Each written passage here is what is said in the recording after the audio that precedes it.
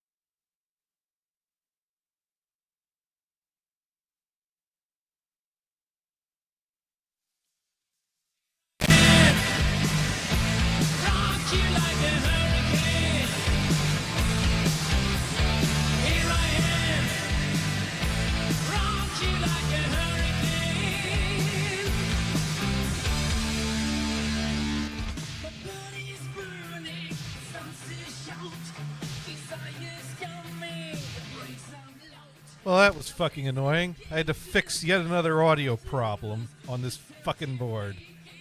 But that's okay, because I'm sure Brian is here with perfect audio that will not be problematic at all. No, it seems to be fine. Excellent. I could hear you. You could hear me. And we could All both right. hear hair metal coming out of FM radio, right? FM radio? Oh, What's that? yeah, that. Yeah. Yeah, that. That's what that is. That's what that is. And we need to take off the starting soon slide is what we need to do. And then we need to really remove it so that it doesn't fuck with future screen sharing. Because I am here. Brian is here. It's time for that show that I don't have a sound effect up for. And I have a new thing to hold my microphone. Because this old thing's falling apart and needs to go into fucking trash. And Not Magpie is here, which is awesome. We haven't Not had... Magpie. Hot No. rod. And 5-hit tune. We haven't had an audience of 2 in months. Yay. Yeah, and I am also streaming to my Quadcast channel this week because we're going to be talking a bit about a project that is very quad related and very futuristic as well. Cool. The quad and future. A blast from the past and the future. Yes. Because, Brian, I have seen the light. I have figured out what the future of AI is. And I would find it hard to believe I'm the first one to figure this out, but I haven't heard anyone taking this take. So would you like to hear what the real future of AI is going to be? Absolutely. Okay. So this weekend, I started work on CarPi 2.0. And CarPi 2.0 is going to be a fully self-contained head radio unit that fits in my Ford Taurus X perfectly and is going to be the only radio in there which will not only handle the Plex streaming but will also handle the Bluetooth syncing with my phone for podcasts and stuff like that, and will also have built-in FM AM radio complete with presets and seek buttons and tuning and all that. Wow. And that is what we are listening to the starts of right here. It already does FM radio.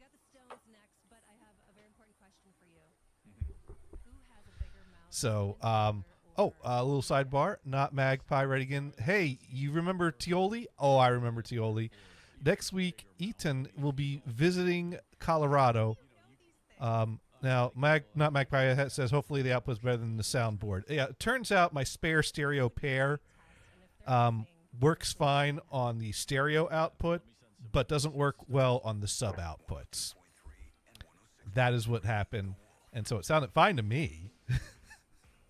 Anyways, so the reason why you, me, Brian can hear FM radio coming out of this Pi is because this past weekend, hours and hours of programming. Well, not out. Yeah, minutes, hours of programming was completed to build an application that would use this USB tuner that's connected to a little cheap antenna that'll eventually connect to the car antenna, and we'll see how well that goes. So you have that to look forward to in the upcoming months. And, you know, I it didn't come with, you know, just here's a software to use. I had to build something that was going to be able to take GPIO inputs eventually to tie into physical buttons on a shell of a radio I'm going to put it in. And so I basically told Claude Code, make me an FM tuner, and it made me a version, and I tested it out. It had problems. I said, fix this. It fixed that. I uploaded that. And I realized, holy shit, this is going to take me for fucking ever if I have to keep uploading every new change. So I finally said, hey, Claude Code, how do I give you access directly to the Pi so you can just upload and test things yourself? And it gave me some instructions, and I pasted the code somewhere. It had access to the Pi. I'm sitting here watching text scroll across the screen. I'm hearing stations change, stations come in, the tuner turn off, turn on, while this artificial intelligence on my computer is writing me a program that will tune in FM radio and work with my buttons on GPIO pins eventually. So the current state of AI is, wow, that's cool. Would that be your take on that right now, Brian? Sure. Why not? Here's the future of AI. Oh my God, why is it taking so long to build this? Right. That's the future of AI. Right. And Brian, does that feel familiar to you? Do you think you've lived through that in your time using computers? The cool new toys or the cool new tools that make life easier, to the things that we can't live without, that if they would just work right. Especially the first time. And Microsoft was great at that. You know, the 1.0 version sucked. You had to get the 1.1. 2. Anything sucked. You had to go with the 3.1 or 3.2. I think the best MS-DOS is probably 3.3, maybe. I mean, there's more than that added all kinds of crap, but the basics, 3.3, I think, was the pinnacle. 3.3 is certainly the pinnacle of the PC era. Sure, for sure. But and 4 is certainly, you know, in all the talk of DOS and all the running of DOS on vintage computers, no one really ever chooses to run DOS 4. No one ever really talks about DOS 4. And it's kind of like, why don't I hear about DOS 4? And when you look into it, it's like, yeah, it sucked. It had problems. Well, it was an even number, right? Yeah. You know, the even numbers sucked. Yeah. Well, I didn't have any problems with DOS 2.11 on our old family PC, but certainly 3.3 was kind of the... 2.11? Yeah. That's what our computer PC-88 runs on. Yeah. Of course, going back to DOS 2, you're still in the era of DOSes manufactured specifically for OEM machines. I don't think it was till 3 that like you actually could just go buy a DOS to put on a computer. The 1 and 2 eras, they came with the machine, and they might have had some custom things for that machine. And Wikipedia said MS-DOS 4.0 was multitasking. Oh. I think multitasking was a joke, wasn't it? Dune writing in DOS 4, the ME of DOS. Yeah, pretty much. Right. Now, when it comes to 5 and 6.22, I don't think there's anything wrong with them that makes them worse than 3.3. But you really, you don't need that till you get to later hardware and you want to do things like maybe run Windows 3.1. I don't know. Yeah. I don't know a whole lot. I mean, heck, my computer LAN will run DOS 6.22 without issue. Right. There's no reason it needs to, but I don't think it detracts from it any. Well, let's see, DOS 4 came out in, according to Wikipedia, I just saw it. Now I can't see it. Oh.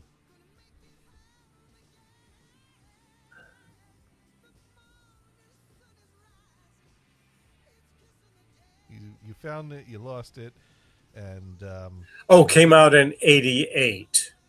Okay. okay, all right, makes sense. Makes sense. No. Originally October of '87. So I moved to California in around '88, and then left in '90.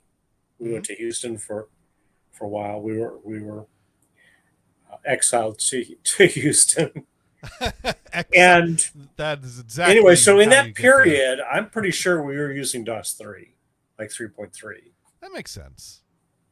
We were running DBase 3 plus applications. Generally, you didn't buy a DOS upgrade. You bought a new computer that came with another DOS.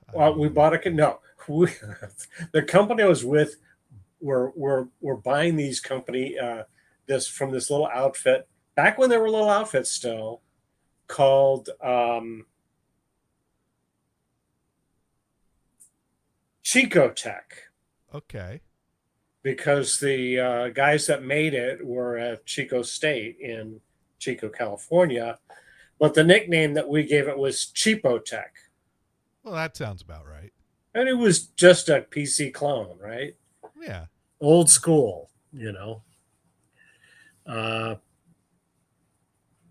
I guess they were 386s, I'll run Windows 3.1. I think. Whatever. And at first, when we first got a twisted pair network, which was unbelievably slow. But if you had an application that really needed it, they would drop a cable, which was better. I see. Um, But anyways, and back to- the funny thing is, so we were writing code, for the DBase environment, and we used Clipper to compile it. And when the IT director found out we were using something other than DBase, he flipped out because he was selling. We were a DBase 3 plus shop. Did not understand. Hey, it's just a compiler. Makes it much faster. There are lots of features. We were doing features you could never do in DBase 3 plus, Right. straight code. There were like scrolling windows, so you could select a date based on the scrolling windows, little gadgets. It was kind of cool.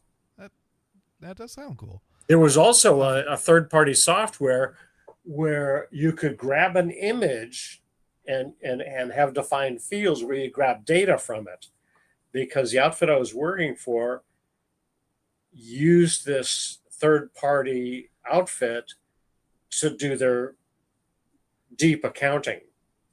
So we would have the computer log into that, pull up the screen, and grab the data. Of course, there was no communication between us and the vendor. So when they changed the screen, we were screwed. We got to go in and fix that quick. I mean, it was probably really cool when you set it up, and then this little thing broke it. Yeah, this little change that they made, Yeah. broke it. Which, why would they have any foresight that would change anything? It just makes it look better. But this here, and we were never told why there were changes. They were just changing. It didn't work, so we had to fix our code to find out why it wouldn't work. And I never got into that program. So and that was your that guy insight to the left. future. Like, okay, who knows how to do this? So this here we have up on the screen is a $15 eBay purchase, and what this is a AM/FM radio only, no cassette, no CD, no phone pairing or anything, that fits by Ford Taurus X. Okay. And so when this arrives, which it's on a truck, it was supposed to be here today. I guess the truck must have took a wrong turn. UPS or FedEx or I forget which one this one is. It's one of those. FedEx dropped off the DAC for the new Car Pi today. So and they didn't even drop off a tariff bill this time. But we'll see what comes in the mail. Because we have it's actually going to be a FedEx. And now they've updated to say that it's going to show up tomorrow. Apparently, it left Warrendale, Pennsylvania today. So we have that to look forward to. It's funny. 90% of the stuff we get from Amazon, it comes in perfectly, no problem. And I think it's related to well, of course, a lot of things are actually from third party, and you really don't know who that seller is. Right. And so sometimes it will go, I'm pretty sure it's third party, and the tracking will be way off.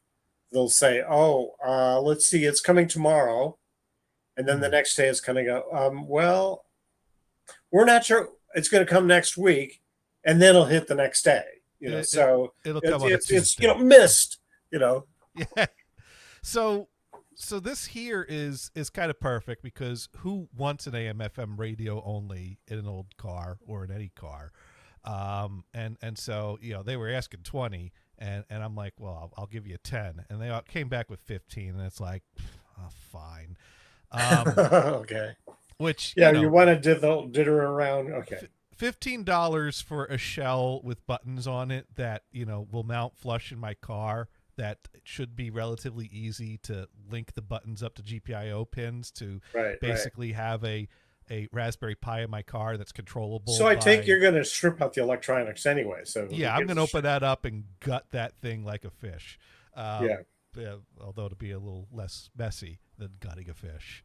Right. It might stink as bad. Old electronics, right? It could.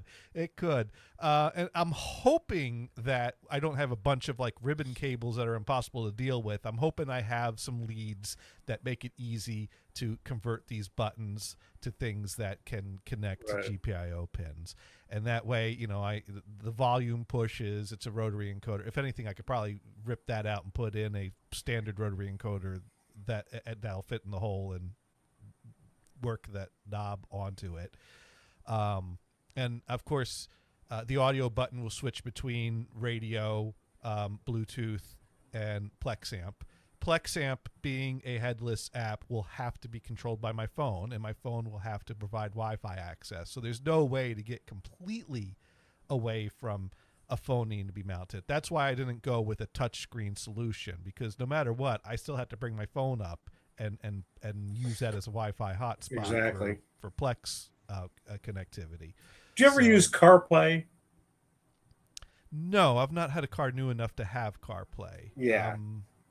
But I've been in cars that have CarPlay. But now, apparently, my car can do CarPlay. I've never done it.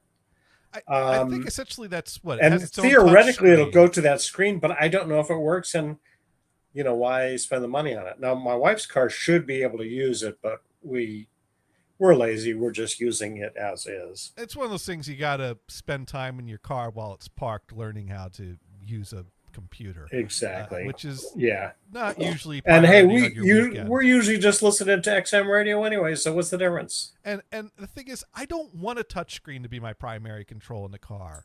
I want buttons. Buttons are easy to navigate when you're driving, and you could kind of feel around and keep your eyes on the road. So exactly. Right. Unless, of course, they have all these buttons where they all feel the same, and there's no touch navigation thing, And pretend like I'm blind. Okay, maybe I am blind, but I'm still driving. Right. We went to Damon's driving school for the blind. So, okay. Yeah. And,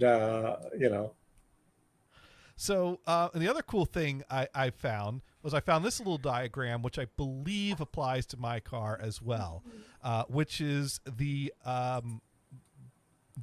resistance mappings to the buttons on my steering wheel that provide volume up, volume down. Interesting. Forward, back, the media selector, and a mute button. And so and these go to a pin that is called pin 18. And so I should be able to tie pin 18 to a GPIO pin and have it detect these resistance and basically add my steering wheel buttons into the controls for my CarPi, so I could be boosting and ducking. Now, should that be going through an A to D converter? Well, that's what the AI will tell me what to do. I don't know if the GPIO by itself can read that or if I need to add more hardware. I think because I bought some kind of an extra breakout because I don't have enough GPIO. I've gone beyond the amount of GPIO pins available on the Pi itself, so I've had to buy another hat that's going to go on there that's going to break out more pins. And I think that might have capabilities for this. It hasn't. I didn't spend a whole lot of time planning out the details of this yet. This is a future phase. I got to get the basics going. Sure. Yeah, no, that's cool. But I should be able to build this into it to not only have, because of course Seek will change the stations on the radio mode, but it'll be my skip forward and back on Bluetooth mode. It'll be my skip forward and back on Plexamp mode when it's playing. Right. And there are API commands that you can tie those in to do that. So that'll be really cool.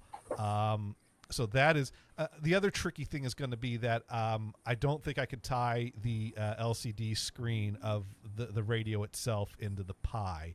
I have a Pi LCD screen that's designed to work with a Pi, so I have to somehow figure out how I can remove the existing LCD from this, mount the Pi one without it looking like something that's kind of jankily duct taped into place. So once this arrives and I get this on the workbench, we'll have to. Now, if there is a display in there that you can program, then you can throw out secret messages. That would be cool. Well, I mean, I can make the display do whatever I want it to do once I connect a working display. Right. Which one of the things that the FM tuner was built to do with the AI running its thing is it did add in the capability for it to read the text that comes in over the airwaves, display the text, because some stations will display song names or things like that, and some tuners can receive that. So I have that capability. I have my doubts about how well this is going to work in the car. One thing that annoys me that both XM radios in our both cars, right? When it shows a sign that has a long name, rather than scrolling the name so you can actually read the whole name, it chops it off. Oh, that's so Inagata what? Or just just a long text name, where dude, the guy that wrote the song doesn't know how to make a title that's short. I guess not. Anyway.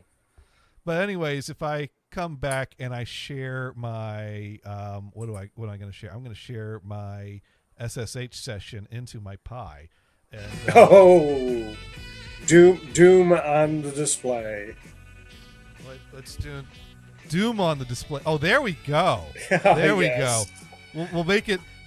That is the ultimate question. But can your car Pi play Doom? Exactly. So that'll have to be maybe car Pi 3.0. Right, but in here, I have a SSH session into here. So right now, I could type in Python 3 tuner control.py seek up, which eventually a GPIO pin will be programmed to run this. So with a button press, it'll seek the next station it thinks has a signal on it, which is 89.7 FM. Siempre hay que mirar la parte positiva. Si nos quema una gran parte del... I don't understand that. Though Vidal says, sure, the fire burned away a huge part of our. I think that's NPR is what that is. So we'll set that to one of the presets. Yeah. And then we'll seek again, and we'll see.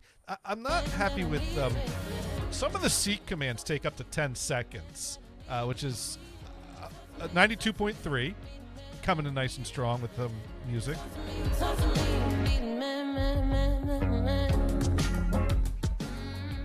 And we'll seek up again, see what's on the FM dial here.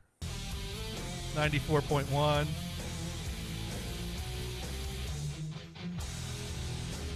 I still have to program the LCD and the LCD displays. That'll probably be the next thing I do now that I have my hat on there, that I can start connecting things to pins. Although I do have my other pin connector I need to add. This is 95.5. The Seek's doing really good today. Oh, good. In fact, I just had it fix it because when I connected the DAC, I think the DAC added some interference that it was seeing a signal, and so it was stopping on everything. And so I had to say, hey, Claude Code, what the fuck? It's stopping on every damn station. And so it cranked away. It connected to the Pi. It started running through a few stations. It read some values. It basically said, hey, try it now. And so we're trying it now, and oh my God, it's working the best it's ever has.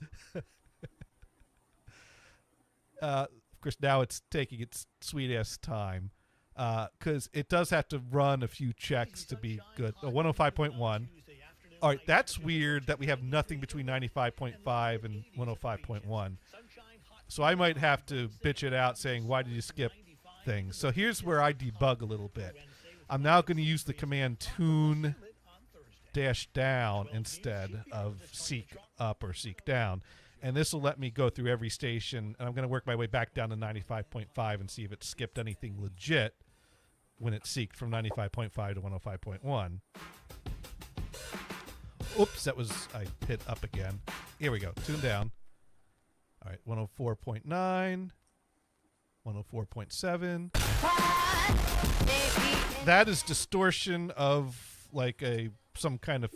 I actually don't want that to tune in. I'm not going to complain about that. 104.3, 104.1, 103.9, 103.7, 103.5, so on and so on. And I like Not a Magpie saying about the blind guy that got a race car. Yeah. Got to be a race driver for a day. Actually, the old Top Gear with Clarkson and the Knuckleheads, they had for their celebrity day on the track, they did have a blind guy, but they had a guy in the side seat that would, go left a little more, go right, And the guy, for being blind, the guy did not bad. I mean, he was the bottom of the list, but there were people that were going to go, wait a minute, I was worse than the blind man? Oh, fuck. So, anyways, it turns out that our seek command was correct. At this time, there is nothing coming in between 95.5 and 105.1. So that's a bummer because I thought there were a few stations between the that coming in yesterday, but I have moved the antenna around a bit, and it is a stupid dive. It's a pole. But the stations that come in clear. So it's not bad. Anyone want to start taking bets how well this is going to work once we connect it to a car antenna and start driving around? I don't know. It'd be fun.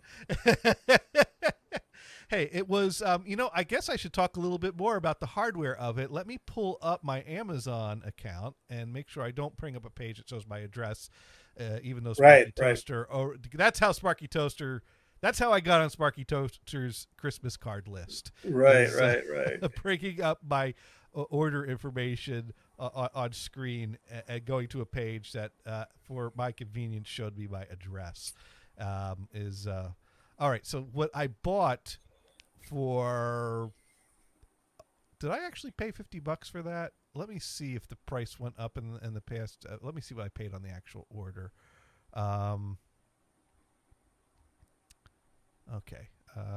View order details. So yeah, the radio tuner I actually paid $52 for, which might be a little pricey for a car radio that's probably going to perform not that great in the car. It wasn't necessarily designed for the car. But again, this project's so cool. I thought it was fun enough to warrant a $50 radio tuner purchase. And I'll go ahead and share the screen for what it is. I was hoping for $50 it would perform good enough, and we'll find out. All right, here. And so here it is, NESDR Smart T V2 bundle. So it comes with this USB dongle thing with a coaxial screw connection. And it also came with this a coaxial cable with an antenna base on it with 3 different screw-on types of antennae. And long, medium, and short, I guess. Yeah, exactly. The one that extends and a short one and a that doesn't extend and a not a short one that doesn't extend is basically the 3 antennae. Is it antennae or antennae? Antenna. I don't know. Antenna is singular. Singular, yeah. But the plural is, that's one of those words you learn. Yeah, but you only about. use one at a time, though, so it's antenna, right? Yeah, but it came, whether I'm not talking about using them, I'm talking about Yeah. having them. I have multiple antennae. That's one of those words you learn about in English that's the exception to all the other rules. Like, Yeah, these what are the rule? rules of Yeah. plural. This is all you need to know, except for these other words that have their own And rules. chances are it's Like based on alumnus, alumni, it's alumnae. probably based on Latin, and all the Latins are dead, so nobody's insulted. Except the English teachers that had to learn this stuff, and so they'll make damn sure you learn Well, it and too. the priests, but let's get away. Oh, the priests haven't had to speak Latin in generations now. Well, I know, but they still learn it, Okay, right? there is that, I guess.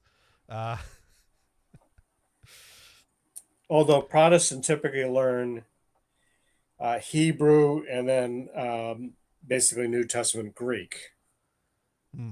So, Magpie, you mentioned she talked about the story she heard on NPR. A blind guy got to be a race car driver for a day. Must have been a Damon's driving school graduate. It was for a charity event, and his sidecar guy was in his headphones watching from the sidetrack. Oh, this is great. Now, Magpie's prediction is she expects 5 debug sessions and 2 full-blown meltdowns. Let's see. That's optimistic. Magpie wrote in, dude, my kiddo is going into first grade, and I peeped Latin on his course list. They're teaching Latin in first grade? In high school, I had a bunch of languages that were available. Uh-huh. And I thought, well, I view myself as a scientist and Latin would be important. I took 1 year of Latin and that was it. I mean, it wasn't because the teacher was bad or anything like that. In fact, he was great. He was very enthusiastic. I just kind of like, I'm never going to remember this shit. All right. Do you know the 2 important things you need to know? How to ask where the bathroom is, and how to order a food that you wouldn't mind living on for a period of time. those would be the first things for any language. Yes. Jeune de la toilette, omelette du fromage. Right. Where's the toilet? Cheese omelet. Not That's necessarily right. at the same time. Yes, right. First one, then the other. Yes. I could survive. And of course, in France. the toilet can be for number 1 or number 2. Un or deux Deux. or toi, a cat, a sink. Or, oh, maybe I know a little French. Yeah. We can pretend. Yeah. I'm the same way, right? I can count. I don't know how good my pronunciation is, but I Right, can right. count. Yeah. Some French teacher is going to be going, "Rrr, And why I don't can, listen to these assholes?" and I can even count up to 20 because I'm not wearing any socks. Uh-oh. Got him! We just lost Dune. Fortunately, I just went to small screen. I mean, regular screen from full screen. So I missed the smell-o-vision. Now we find out if Dude's still paying attention. Right. Hi, Dune. And if he's not, then we can talk about the fun stuff. But that's... Right. Now, not Magpie, writes in, it wasn't offered to us until middle school, but it got him a charter school with uniform, so it's fancier than my public education. Wow. Oh, there is that. That's nice. That's nice that you can afford charter school. That is... Yeah, I was all public school. I was Catholic school, aka the poor man's private school. Right. Or the not poor man's private, the not rich enough for private school, but even still, see, I take it the Catholic school was fairly cheap, tuition wise or fees. Or well, it was cheaper than the private schools we looked at. Yeah. And I also think being that we were, our family was a good, upstanding Catholic family that participated in our parish, and our parish did not provide a school. I think there was some monetary help there from the church, if I am recalling or understanding correctly. Yeah. Yeah, it's funny as hell. When I was living in Houston, there was a coworker, a guy I didn't see that much. He mentioned that um, he sent his cool kid to uh, a Lutheran school Hmm. because the public school was so bad in his area, which can happen. Right. And he was shocked that a religious program was required. Dude, you're at a religious school. They're going to that- teach you the shit that they want, Yeah. And or that's the good stuff, however you want to look at it. the religious. I mean, heck, the Catholic school I went to was mostly Catholics, but that wasn't the rule. They would absolutely accept people of any denomination, but you were required to take the Catholic class, the religion class that was offered Sure. as part of the curriculum, and Yeah. you were required to learn it and take the tests of it and receive grades on that. Right. Of course, now if you live in Texas, the public school will be teaching you some Bible lessons. And that's alongside the Quran lessons, I take it. Yeah, that's an interesting thing. Quran, that- or I would be looking forward to the Wiccan Bible. I mean, there is the argument that is made that when learning in classes that relate to learning about different cultures and their Yeah. histories,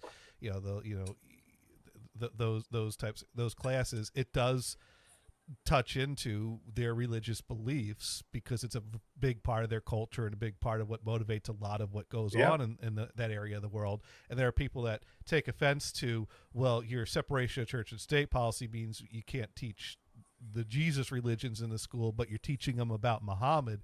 And it's like they're not teaching them as beliefs, they're teaching them as cultural significance. But I kind of get the point that when you go really hard on the keep Jesus when I out of grew it, up, there was part of social studies, right, kind of an overview of religion.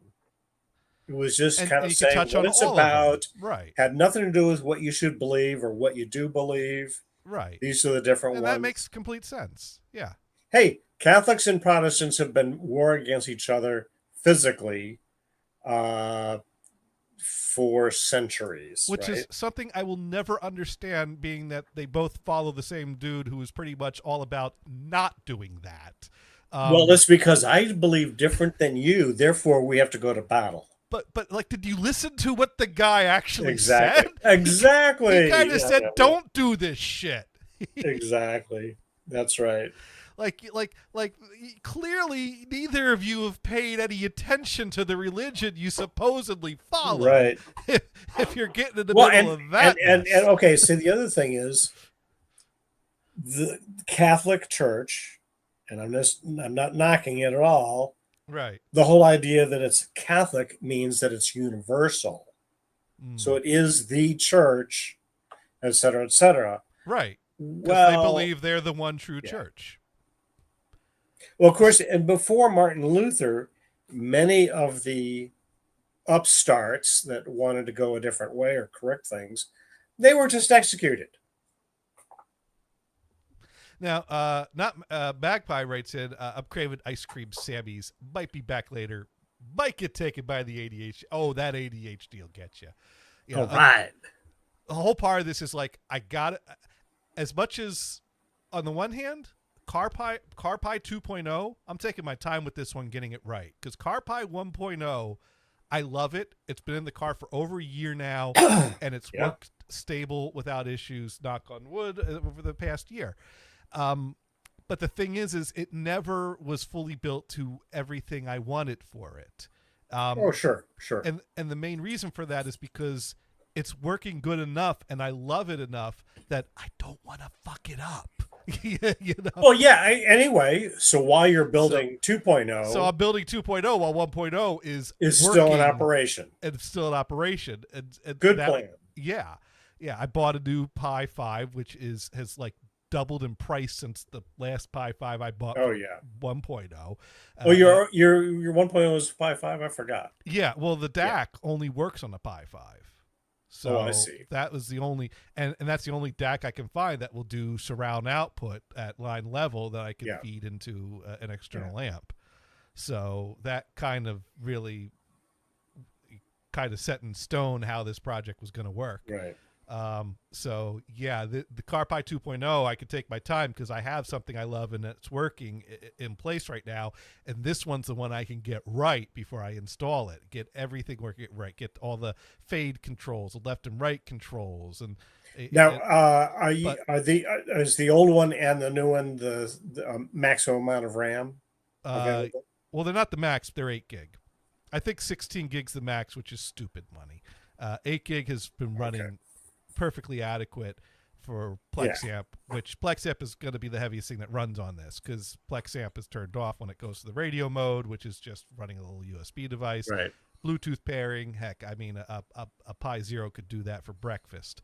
At Ice Cream Sammy.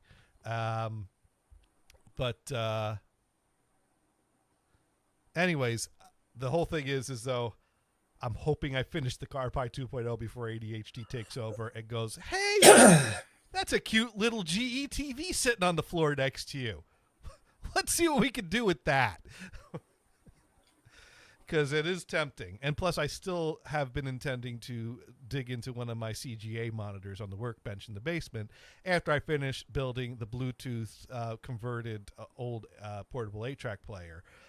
So the ADHD is always, which there's a fun thing.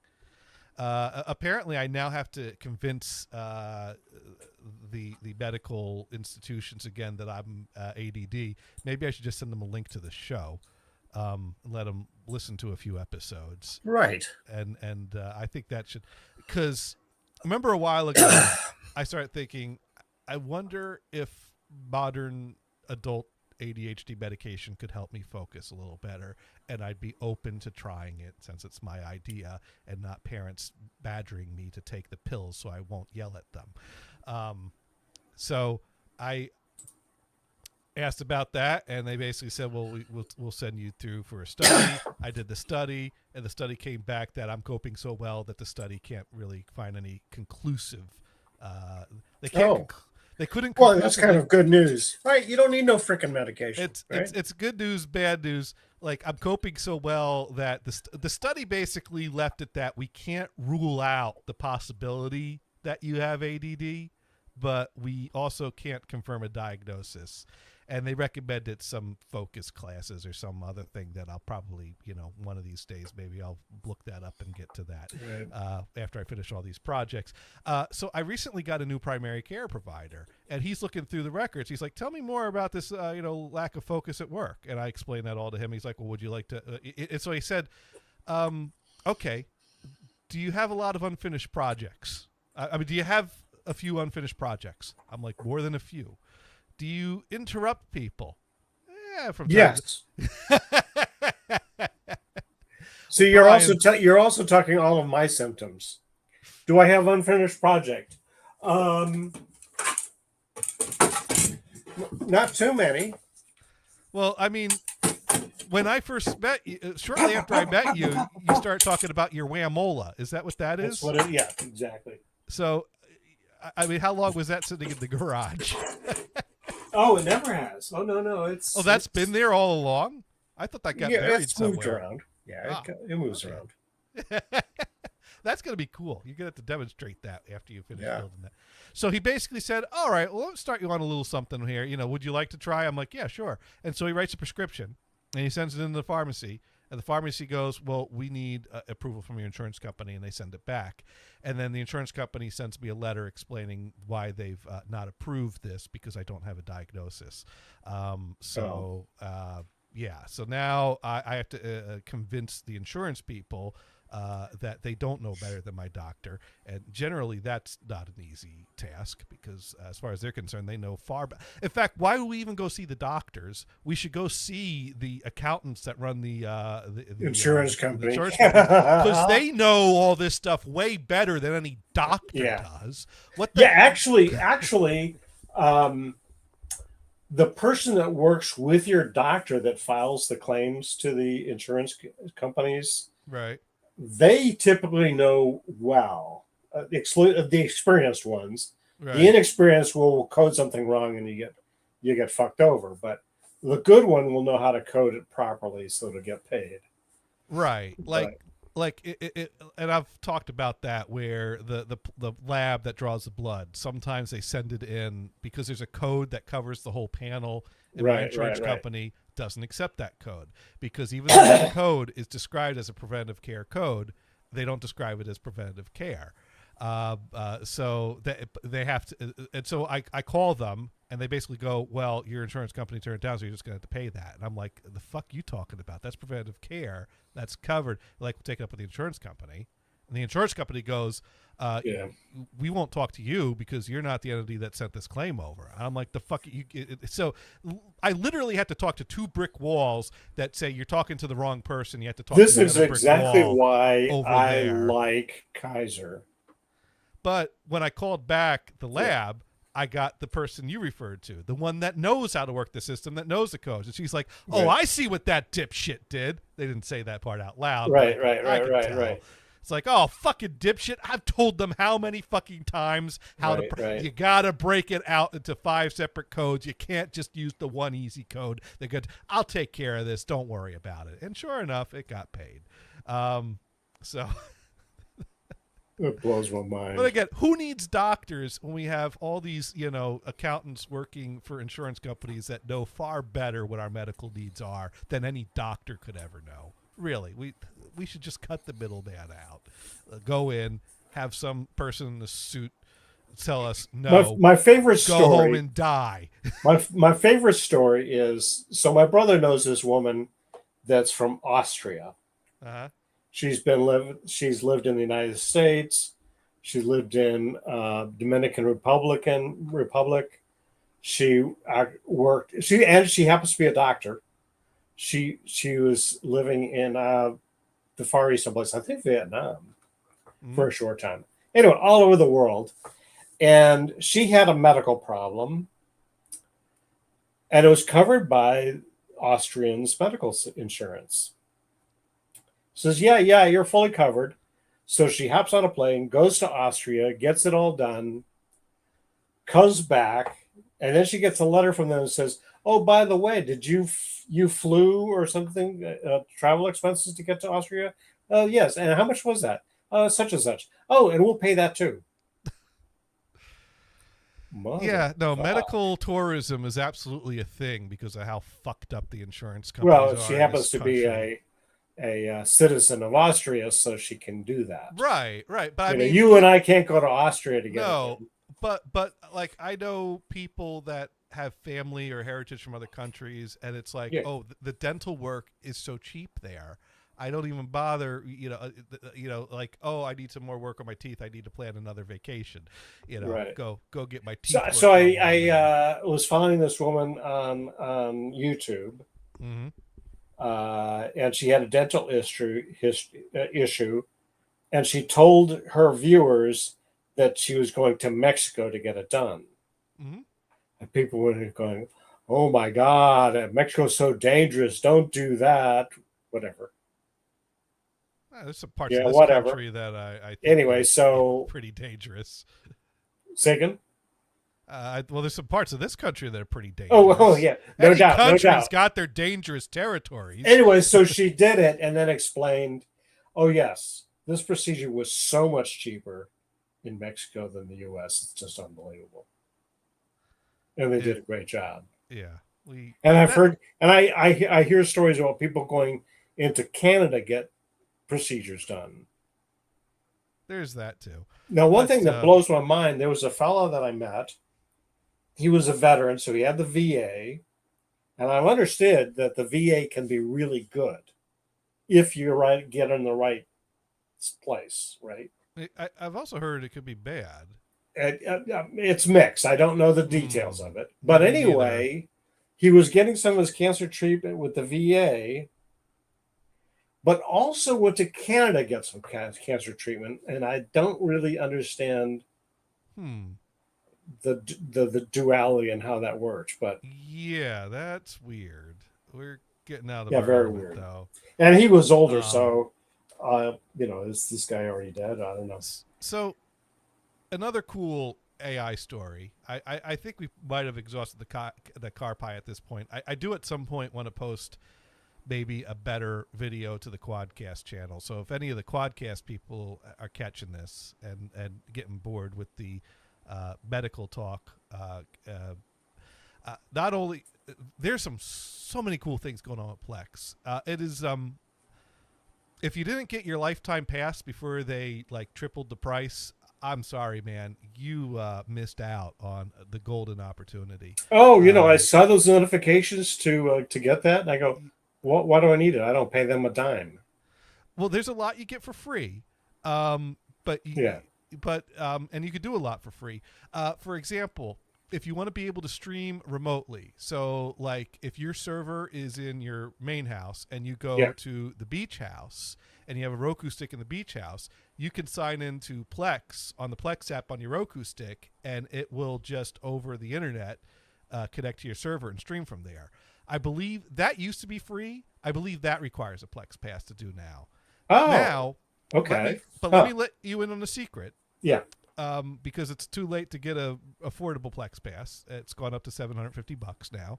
But you can get the 5-year you can get the 5-year option for $250. Now, what was the lifetime before? Well, when I bought it, it was under $200. I think it was like $199 or something like that. And then they raised it up to $250. And then at the beginning of this month, they raised it up to $750. And now 5 years, $250. Or basically, they've reached that tipping point where it's no longer profitable or attainable, or it's they can't do business like that anymore. For what they're providing, they need to. Who's the service that started off with you have a lifetime membership for free, and then that expired, but those people that signed up early have it free forever? Well, I don't remember who it was. I've heard of free for life checking accounts, but sometimes banks weasel their ways out of that too. Well, my credit union has never charged me a nickel. Yeah, well, my bank neither. And I've had this credit union since '88. Yeah, but But that's where. But the thing that you could do to work around that is a real great thing that people are talking a lot about now is Tailscale, which is basically you install Tailscale on your devices and on your server, and that acts kind of like a VPN that allows them to act like they're on the same network even when you take them out and remote.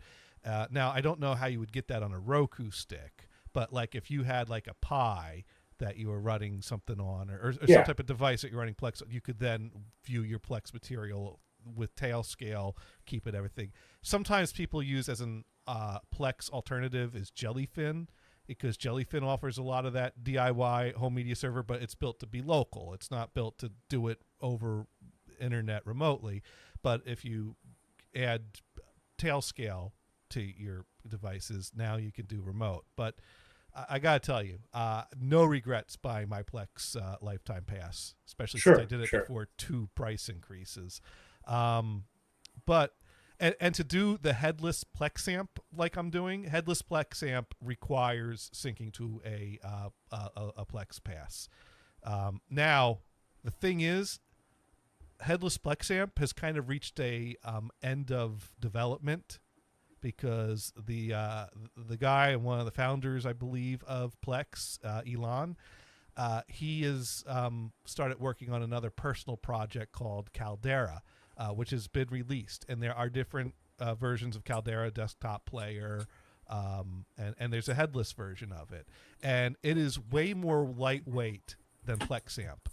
When I try to run Plexamp on my Pi 3, when it gets to 192 kilohertz multi-channel files, it stutters, it chokes, it can't play them. Caldera plays them without issue on my Pi 3. Now, I did run into some problems on the Pi 3 playing them remotely, and they're not bandwidth issues, but I can't figure out what they are. But the Pi 4 does, with Caldera headless, can play 192 kilohertz multi-channel remotely, as long as your Wi-Fi has the bandwidth to support it without issue. Local Pi 3 can handle it perfectly fine. And the great thing about Caldera Headless, it interacts with your Plex server. It uses your Plex server. It's controlled by the PlexAmp app, but it's not a Plex application, and so it does not require a Plex Pass. Completely free. The only downside I have with Caldera is that the reason why PlexAmp is able to manage what I need it to manage in the car is because it has the capability of taking my music collection and having my server transcode it down to Opus encoded lossy audio. So that way I need less bandwidth, which is an issue when you're using a mobile phone as a hotspot, because I believe my ISP allows me something like 30 or 50 gig a month before they'd start throttling me. And if I was just doing the high res FLAC 192 kilohertz multi-channel, I'd suck that up in a few hours, and then someone at Xfinity would flip the switch and suddenly my car can't play music. So having that having that ability to transcode down the Opus, it's good enough for the car, as they say. Are you on an unlimited plan with Verizon? Yeah, so it's unlimited data, but they'll still suck you over. It's fairly standard, and it's even listed in their terms that there are limitations to the amount of data for a hotspot, and that when you reach that point, I like Dune's comment. Sounds like cannoli. I'm sorry, calzone. Cannoli. The next version will be calzone. It's cannoli. I mean, but so anyways, I'm gonna. I blew the joke completely. My apology. Would you like to? No, it was my fault. Would you like to fix it? Would you like to try it again, and we'll fix it in post? Okay. Yes, the next version will be cannoli. I almost couldn't say it. I like that better. Yeah. I'll take a cannoli over a calzone any day. Well, a cannoli is like a dessert calzone, isn't it? I guess. Actually, I was filling Italian. I was leading my men's group. You know, I have a weekly men's group on Tuesdays, and usually it's the guy that's running it brings all the snacks. And he was out, so this other guy and I, he was out for a few weeks. This other guy and I were taking turns with the deals.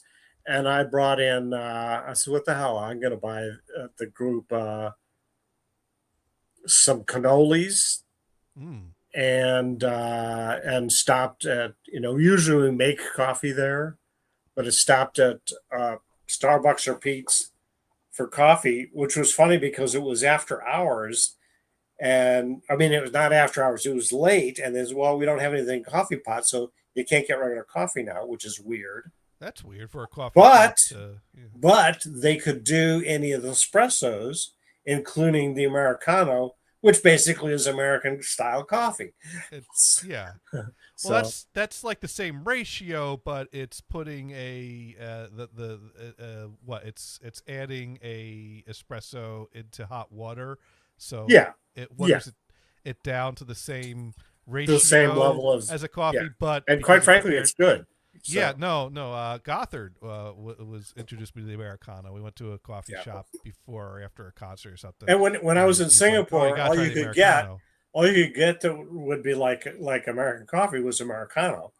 They didn't even offer. And to me, it tasted like good coffee. It is good coffee. Yeah, right. My palate's not that refined. I probably do go to more effort for coffee than I need to for my palate. I try. Well, I mean, it tastes like coffee to me. You're still getting over Folgers crystals, right? I'm long past that. Okay, I just kind of bringing that up. I do need to develop a roll of Kodachrome though, so I may have to dig out the Folgers crystals some point. Oh, so because I did shoot a roll of Kodachrome on the beach when I was on my vacation. Nice. I did not on the video. Movie. Yeah. Movie Kodachrome. Movie. Yeah. No, I don't do still shots of Kodachrome. Oh, so I saw this cool camera, and it's not that expensive. This is with Lomography. Okay. So it's a regular camera size, but it has a handle. and the thing's called a spinner. Huh. So you hold it out like this, push the button, and the thing spins all the way around. And when you develop it, it's a super wide panoramic. Oh, And wow. if you're in the view, when it turns around and hits you, you end up being in the center of the frame. That's cool. That's very cool. I'd be tempted to get one, but and it's 35 millimeter. Uh-huh. It would be a toy. Yes, that's what all my film stuff are anyway, is toys. So Right. should I get it? I don't know. I don't think I will, but it's a cool idea. That is a cool idea. But There's another camera that they have. It's called the Sprocket Rocket. I don't know the mechanics of it, but it comes up with a panoramic. I think it clicks. I'm guessing that it clicks like 3 frames. So you get a big panoramic. They call it a sprocket rocket because typically when they print it, quote unquote, they show the sprockets of the 35 millimeter. oh, Some people will edit that out so you only have the image part, that makes sense. which actually is better. I mean, if I was going to print it and put it on the wall, I wouldn't want those sprockets. That would look, That's my kind of humble like, opinion, look stupid. But that's kind of like the movie film scanners will usually scan the movie film so that it shows overlap of the frames on the top and the bottom and the sprocket hole to the side. And Right. and then some people that if they do a scan and they upload to like Facebook to the groups, they just share the raw scan as is, and so you do see that frames on the top and the bottom, but you just focus on the and of course normally if you're going to want to really make that into a version to view, you're going to crop that and edit that. But if you just do a quick scan and throw it up there, that's a thing. what was really funny is the lomography site. The intent is to be only analog images, right? Once in a while, you'll throw a digital image. In fact, I threw a few digital image. So, here's the analog deal in 120 film, and here it is on a digital camera as a comparison, right? Right. Nobody actually complained about that. One guy was posting a bunch of photos from a high-end Canon mirrorless, and he got this guy complaining, well, look, that's a digital image. This is only for analog. I just wanted to reply to the guy, says, by the way, what analog scanner do you use? Oh, there you go. Dumbass.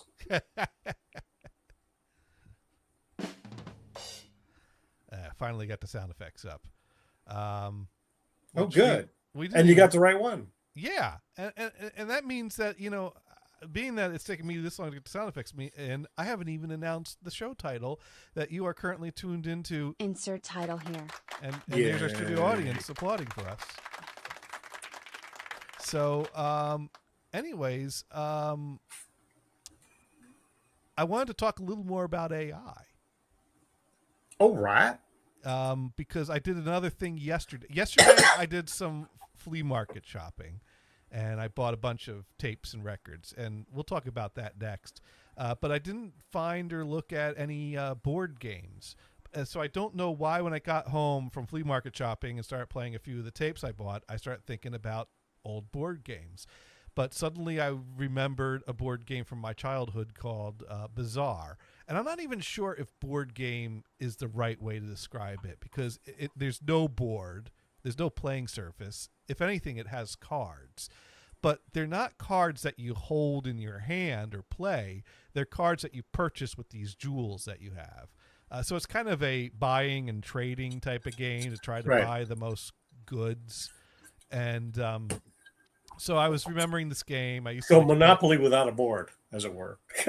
well, you're not charging rent to other people. Right. You're not trying to bankrupt people. You're just trying to both earn the most points by. So it's a game of storage wars. It's maybe kind of.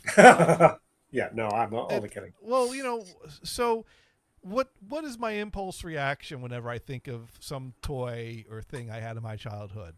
Look it up on eBay, see how much it would cost me. And usually it's hard to resist spending 20 or 30 bucks to buy this thing you have a fond memory of, so you can hold it and see it again and Sure. put it on a shelf and have it clutter up space and never think about it again for years. You got to leave behind as much crap for the next generation to have to throw out as you can. So yeah, It's like every once in a while I look up this. I had a Tonka camper, pickup truck with a camper on the back, okay. and I really liked it. And that's long gone. I don't know where the heck it went. But once I look that up on eBay to see if one is available, and you look at them, and they kind of go, "Oh, the plastic is so yellowed, I would not get that piece of shit." Oh, So yeah, I just haven't found the right one. I mean, but would I get it really? I don't know. It depends on the price. but They probably want too much. yeah, and that can be hard. Some things are easy, some things are collectible, some things are, and then condition is everything. Sure. But so I'm looking at the game and the copies of the game on eBay, and it's like like for maybe $30-ish, including shipping, I could have one. And I thought to myself, but what am I going to do with it? Who has time to round up friends for an old board game or tabletop game or whatever? Especially something unusual. So In fact, I find it interesting for. so I asked Claude Code to make one for me. Oh, okay. You were starting to say? It's like you see these different Monopoly games that are available Right. that are themed, or like on the phone, there's one that's mixes Monopoly and The Simpsons. Yeah, well, Monopoly's got all kinds of themed versions. Yeah. But anyways, I went and I found the rules, and I posted the rules to Claude Code, and I said, "Can you make me a Windows version of this?" And it made a very rough version of it. The thing is that the way it works is that there's a deck of 45 cards that have these different patterns on them, some of them with stars in the middle, some of them without. And there are 10 of these cards that we see 2 of that have different trading values. And every time you play a game, 2 of these cards are selected at random that put out. Those are the trades that you can make with the jewels that you can get. And then these cards are bought with those jewels. And scoring depends on how many jewels you have left after making the purchase. The less jewels you have left over after making a purchase, the higher the score is. And you get an extra point if the card has a star on it as well. The star cards are generally combinations that are harder to acquire. And everybody plays until you deal out 20 of the cards, 5 piles each. Once one of the piles is depleted, the score goes up an extra point. And then once a second pile is depleted, play ends, and whoever has the highest score wins. So I went on eBay and got images from people's pictures of what this card looks like and edited this into Photoshop to have a transparency in the diamond in the middle of those value cards, so that way the AI can incorporate these images into the game and then generate the values, which I also was able to get pictures off of eBay of what the 10 different cards values have on them, so that it can generate those gem images on them. So it does have the 10 cards programmed in here. Now, getting the deck of 45 cards, that was a little more tricky, because there are way more than 45 combinations that these gems can be put into on the cards. Right. That required a little bit of help. It would have probably required getting a copy of the game, but someone else had already done that. I cheated a little. There is a game available through Steam called Tabletop Simulator that is $20. That is a type of a thing that allows you to build and customize different tabletop games and then play them online with other people and friends. And you can buy add-on tabletop games with it. And then there's a community of people that will make their own custom tabletop games. And so there is someone that actually, as a hobby, or as it must be a hobby because he's not charging for them, he makes versions of tabletop. He makes versions of old collectible games in tabletop simulator versions of them, so people could play these old games without having to buy a copy of them. And so he had made a tabletop simulator version of Bazaar.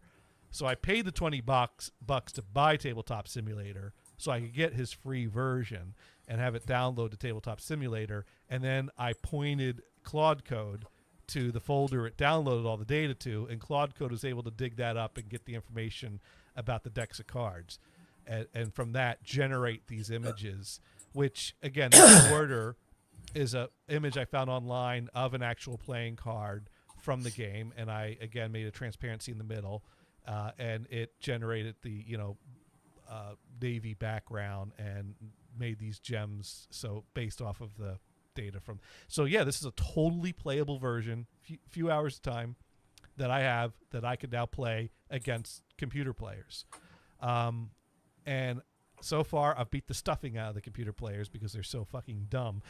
So I did, just before the show, ask Claude Code if it could do something to make the computer players a little more smarter.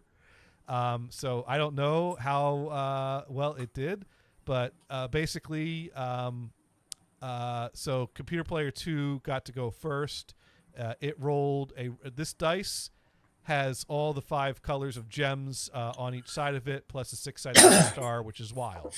So on your turn, you could either roll the dice and take a gem of that color, or you could make a trade if you have gems available that would do one of these transactions on these cards. And these transactions work both ways. So I'm going to go ahead and I'm going to roll the dice because I don't have any gems. I've got a green gem. Of course, I only have 1 gem. I don't have enough to buy anything. So I am going to resize this window because it is being a dick to me right now and cutting off the button. Fucking when you're just trying to and turn. Yeah, just cut off your name and address, right? There we go. That's what I'm doing. So I now have 1 green gem. Now, one other thing is I might tell it to try to make the computer players go a little slower so you can actually see. I mean, it's got this game log that shows what's happening. That's not very slick, but that is informative. But I wonder if there's a way I could slow it down and make it more visual what the computer players are doing. Make the dice a little more visual than just a randomized face. Maybe make some kind of anime. This is the kind of the first version. So I could trade green for a white and a yellow, or I could trade green for a blue and 2 reds. Right now, well, if the best card to go for right now would be the 4 blues and a red, which I could get a blue and 2 red, but that's more red than I need. Or I could go for the white and the yellow, which up here there's a white, 2 green, 2 yellow. But I'd be giving up a green, which I do need for that, but that would give me 2 that I need for that. Or I could go for the luck of rolling the dice again. I think I'm going to go with the blue and the 2 red, because that gives me 2 gems that I could use for the most valuable card showing right now, since the star is more valuable. So I'm going to do that trade. And then that's my turn. Because if you do a trade, you don't roll the dice. And so now, what did CPU2 do? Oh, CPU2 already made a trade. Okay. How did it already make a trade on its second turn? It must have done some good trading. It bought a... Maybe he cheated. No. I mean, well, this is the thing. This kind of proves a bit that the computer's a bit smarter now, because it figured out with the trades available on the cards and what was there, how to... Oh, I see. Yeah. How to get a card in 2 turns, which is impressive. So at this point, I do have a blue and 2 reds, so that's 2 gems towards that first card and an extra red. Can I trade that red for anything? I mean, a red can be traded for a white, blue, green, and yellow. That gives me an extra blue, but it gives me a whole bunch of crap that I don't want. So I'm going to roll the dice again. And I got an extra white, which maybe I could use in a trade. Anyways, I think that's about as much of this game I can play and narrate before this gets too boring. Right.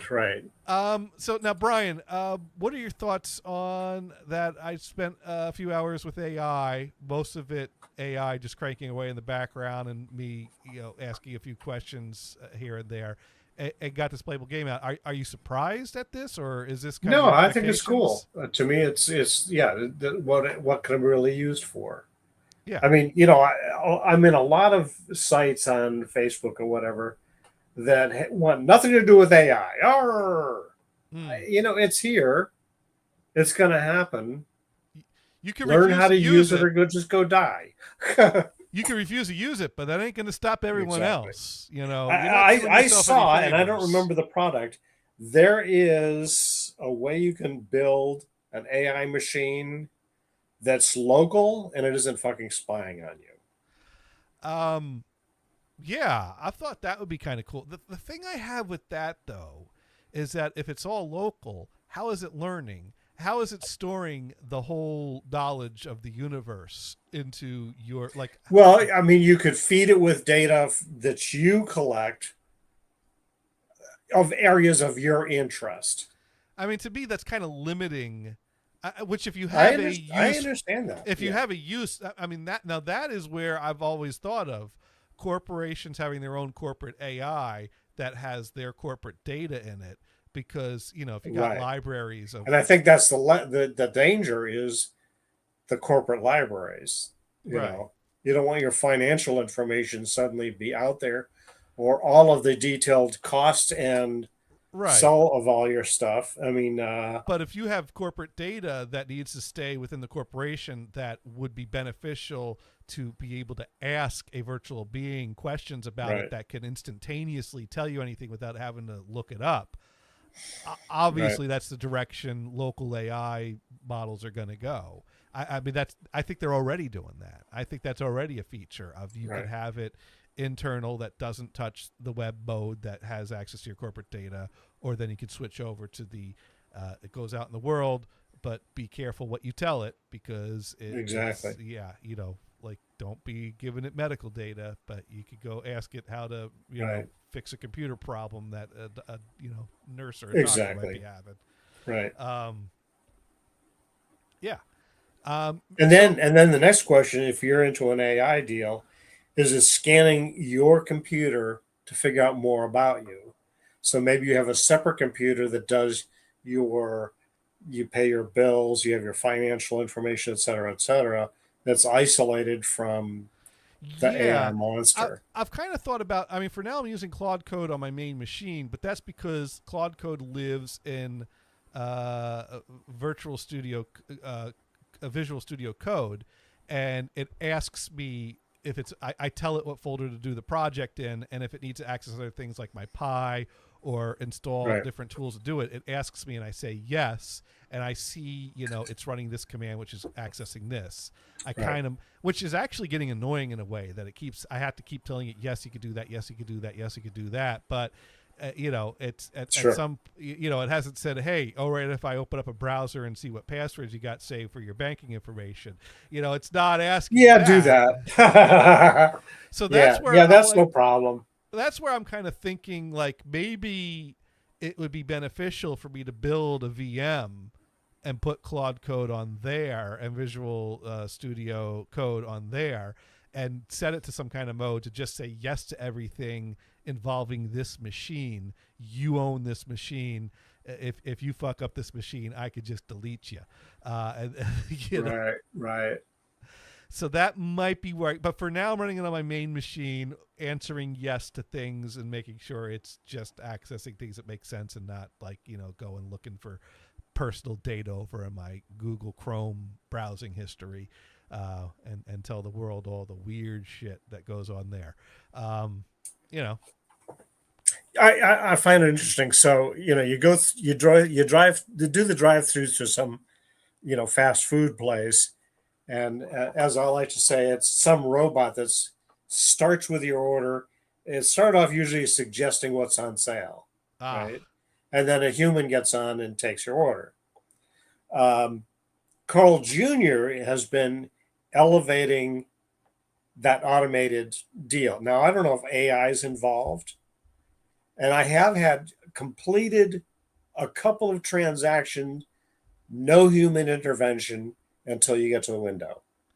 The AI doesn't know how to stick out its hand to take your money. That reminds me of a really funny video I saw. Let me see. God, I gotta find it now. Oh, I think this is it. Someone found out how to. Welcome to Taco Bell. What can I get started for you today?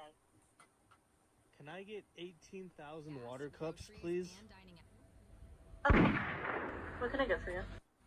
Oh, that's not the original. God damn it! I hate it when people make things that are not the original, and then Right. you try to find the original. It's a cool show. idea, and then they create a new one to replace. Right, but that's the one. Someone ordered 18,000 water cups from the Taco Bell AI. Now that I know the specifics, Taco Bell 18,000 water cups. I'll just find it on YouTube. That should show me the original, and then I could screen share my thing so you could see. Not that you need to see it; it's just a speaker box. The audio is really all that's relevant there, but we may as well. The interesting thing is that how much does it want to charge you for that? Water cups are free. That's Well, yeah. But Hi, welcome to Taco Bell. What can I get started for you today? Can I get 18,000 water cups, please? Okay. What can I get for you? Hi. Did that throw him to the human? right. Well, the human cut it off. Yeah. Because it started. It was going to accept the order. I think it was starting. Once I went in through the drive-through, and the I call it the robot, took about half the order, and then the person took over. I drove up the window and I asked the guy, "So is it just you and the robot?" I think there was actually a person that was cooking. I will say that, and he didn't respond. You know, he kind of grinned.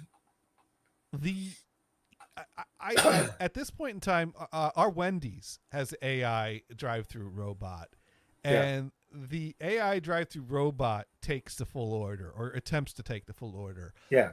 But the employees still wear the headsets and still listen to Still the microphone. monitor. Sure. So I don't think this results in freeing up staffing needs in this particular instance. I think it frees up the employees to be more efficient and getting the food in the bag and spending less time. Well, if the person multitasks, he can be listening to what the robot is doing, and taking money from the prior customer, right, and then putting the order out, asking, do you need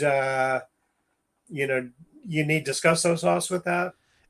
It makes the same workforce more efficient, but I don't see it getting to the point where we can fire someone because they're already multitasking that task anyway. Well, especially late hours, you only have a few people on. Yeah, so and you gotta have at least you gotta have at least two people in an establishment. You're gonna have a cook. Yeah, and you're gonna have a deal. I like the. Whenever I haven't been actually to Five Guys in a long time, but I like the idea. You go into Five Guys and you look around to figure out how many people do they have on duty. Oh, there's the one guy that's taking out the trash, so it is five. So but when I drove up to the Wendy's, it was actually really infuriating because the AI was programmed to the menu. And the ad boards before you got to the menu were advertising some new kind of Frosty special type of thing where they mix in like brownie bits or something in the Frosty or something like that. There's some kind of mix in Frosty special, and they're basically advertising like, order this. Like they're telling me to order this. They are encouraging me to order this. Yes. And I decided, why not? Why not? So I order, cheeseburger, chicken sandwich, fries, whatever, I order in the AI. And then I order the Frosty thing. And the AI goes, "Oh, I'm sorry. That's a mobile order only option." And, what the hell? And I was pissed off because, you're literally throwing this in my face, telling me to order this, and now you're telling me that you won't sell it to me, not because you don't have it, but because I didn't place the order through my phone. Like, if I pulled over to a parking spot and I placed the order on my phone and got back in line, then you'd sell it to me. But there's no sense arguing with a robot. They're promoting their app, which I get, but it's stupid. I'm with you. Right. Because I don't... You know what's funny? I went to... I tell you, we like to go to Smashburger. Yeah. And we got there once, and oh crap, the registers were down. They only could take orders through the app. Sorry, our the deals are down. And then the Wi-Fi wasn't working, and cell service sucked outside. So I had to go outside, download the app, and set it all up, set up my account, right? And then I go, how do I put in a credit card? I couldn't complete an order because it wouldn't. It wouldn't take what the hell? Well, that sucks. Why is this difficult? So Yeah, I've never is- even completed doing the app. So And so we went off to. Actually, I think we kind of backtracked and went to a Wendy's. I think it was. there you go. Well, Now this past weekend we went to the Wendy's in Dublin on the way down to the beach house. right. The bun was absolutely horrible. The burger was very mediocre. It's like I have never had a Wendy's so bad in my life. Yeah, Wendy's is usually good. There's something wrong with that location. I think. Well, I'm not sure. My theory is I've had Wendy's that the the past bean week. It was counters- delicious. exactly. That's why we used to always go. Yeah. But they closed the one in San Ramon. So, whatever. Which What? actually is not bad because there's an excellent 24-hour Mexican place that's good. I would look into complaining to corporate about that Wendy's because that is certainly not to the standards that the corporate I was accepts. just floored. Yeah, no. A lot of times I kind of go, well, this is not a great burger, but it's good enough. This was, I mean, hours later was still tasting this shitty bun. Ooh. No, that you. Need I had to complain go about eat that. something You need to get rid yeah. of that taste. You had to go wash it down with a nice shot of Malort to get the taste. out Oh, of there your you mouth. go. I didn't think of that. That right there. That'll do it. I don't remember what I killed the taste with. But Whatever. Yeah. But back to my Wendy's order where they told me, oh, no, that's a mobile app only thing when I'm staring at the screen saying Yeah. you should order this. But I'm not arguing with a robot. Robot's going to win. So I'm just like, fine, whatever. And they give me my order. I drive to the window. And so the guy at the window there, I'm like, well, I'm complaining to this guy. And I'm like, hey, I tried to order and he's like, oh, I'll hook you up, brother. And Yeah. All right. And then one time I was ordering at the Wendy's and I order like a burger fry and an unsweetened iced tea. It's like, I'm sorry, we're out of unsweetened iced tea. And I'm like, oh, fine, whatever. Give me a Coke. I guess I could drink a gallon of candy. So I go around the window to the window. As soon as I get to the window, the lady says, we do have the unsweetened iced tea. Would you rather have that than the soda? I'm like, yes, please. So they were actually, no, I don't think I even had to drive around. I think the lady interrupted the AI and said, oh, I'm sorry, sir. We actually have it. Like she shut it down at one of those ways it's out played out. She hooked me up. Do with you ever iced go to tea. Baskin Robbins? Been a long time, but yeah. We go to Baskin Robbins in Monterey once in a while. Mm-hmm. And one of the items they have that's seasonable is baseball nut. It's available during nut. baseball season. So it has a raspberry flavor, vanilla, and these nuts. Okay. Yeah. That's pretty good. Anyway, we went in there and they go, I'm sorry, we're out of it. We'll get some more in a few days. It's not off season, we're just out of it. Sorry. Mm-hmm. So we order something different. And we sit down at this table right next to the little refrigerator with the pre-packed ice cream things. They're half a gallon or something like that. Yeah. And what did they have there? They had baseball nut. They had the pre-packaged baseball nut. So we bought it, after our ice cream. And as we're walking that door, let's see, the 2 ice creams we bought was about $10. And what did this thing cost? Which is a lot more ice cream. It's about $10. Fuck. But it's not fresh scooped right there in front of you. We can scoop it. So In fact, we didn't even open up. It's at the beach house. So it's waiting for you for the off season. exactly. There you go. Get some ball nut going there, and you'll be all set. Yeah. That was funny. Yeah, Oh, I see you have it in the refrigerator here. but that's not. Done. They don't have the scoopable version. They have Right. the you scoop it yourself. Or they're not going to scoop it for you. Yes. You should have been like, "Oh, can I buy that? And could you get me a bowl? And could I borrow a scoop? Could you scoop it in a bowl for me? And I'll take the rest home, and then I'll have seconds. Can I just borrow that scoop? I'll be right back."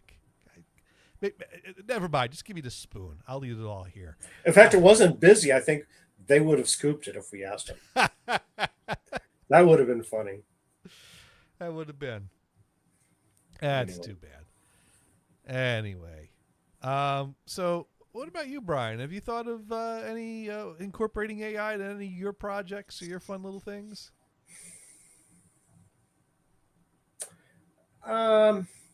Not really. It's good to hear that people are actually doing some projects. I mean, you see AI all the time.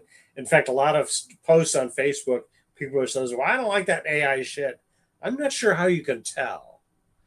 I mean, there's AI slop that is like infiltrating content now, and Yeah. and what's really kind of the eye rolling type of thing now is when older generations who kind of scroll the phone things and share things kind of show you funny cat videos that involve them kind of like this is not a real cat, like and they're like, "Oh, I think that's AI." I'm like, "Yeah, no, I know that's AI." Actually, there's this So- one video I watch once in a while. It's this woman that has this cat. Well, this cat is as big as a medium-sized dog. Yeah, no, that's And probably this AI. cat will climb up on it and purrs like a V8 engine. I mean, it's really awesome. It's really well done. It must be AI because I have never heard of a domesticated cat The problem that's is that big. for every well done AI video that is a unique, interesting use of AI to create something creative, there's a shit ton of slop that anyone. I mean, like you and I, or me and Dune, we had our fun with little prompts and making our silly little things and sharing them on our Sure. show. But I don't go sharing it with the world because I know this is funny to me. This is not funny to 10,000 other Americans. Seeing random strangers they don't know dressed up in 80s breakdancing gear. What the fuck is that? But people who know us, seeing you, me, 10, Mars, and Gothard dressed up like an 80s breakdance crew. That's fucking funny to the people that know. I don't know if you showed any of those pictures to your wife. Now, I hesitate getting something that smells political, but have you seen the pictures of Mitch McConnell recently? Allegedly, they're showing pictures of Mitch McConnell. We think that he's in the hospital with his wife there, Right. somewhere still. And there's one that's a video I just saw, There's but the no- still ones are funny. Okay, Mitch has 6 fingers for some reason, and the woman, his wife, has 3 arms. That's the fake one. People have taken the Taken official photo. The official one. Yeah, apparently there is a person that was at the hospital, or a staff member Yeah. that took a picture, put it out there, and AI's been screwing up, and it Well- kind of looks real, but it's Well, funny. Well, other people have been fucking with the photo. Now, I Sure. have seen claims that the proof of life photo that has been released is somehow doctored. I think the most prevalent claim is that it's a picture from a time he was in the hospital in 2023.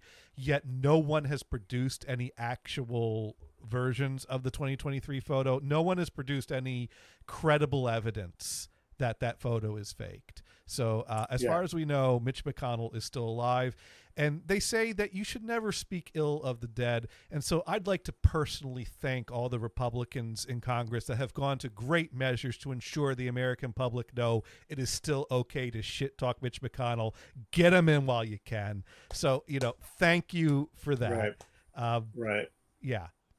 The funniest one I heard is, yeah, you never should speak well of the dead, but Lindsey Graham is dead. Good. Well, that's an old recycled one. Yeah, sure. And Although I hadn't heard it before, but I'm amused by it. But yeah, I have whatever. I don't care. I'm not going to say anything bad about Lindsey Graham. I have nothing good to say about Lindsey Graham. I don't have to say a damn thing, right? No celebration, but no mourning is my take on it. I'm just going to leave it there. Right.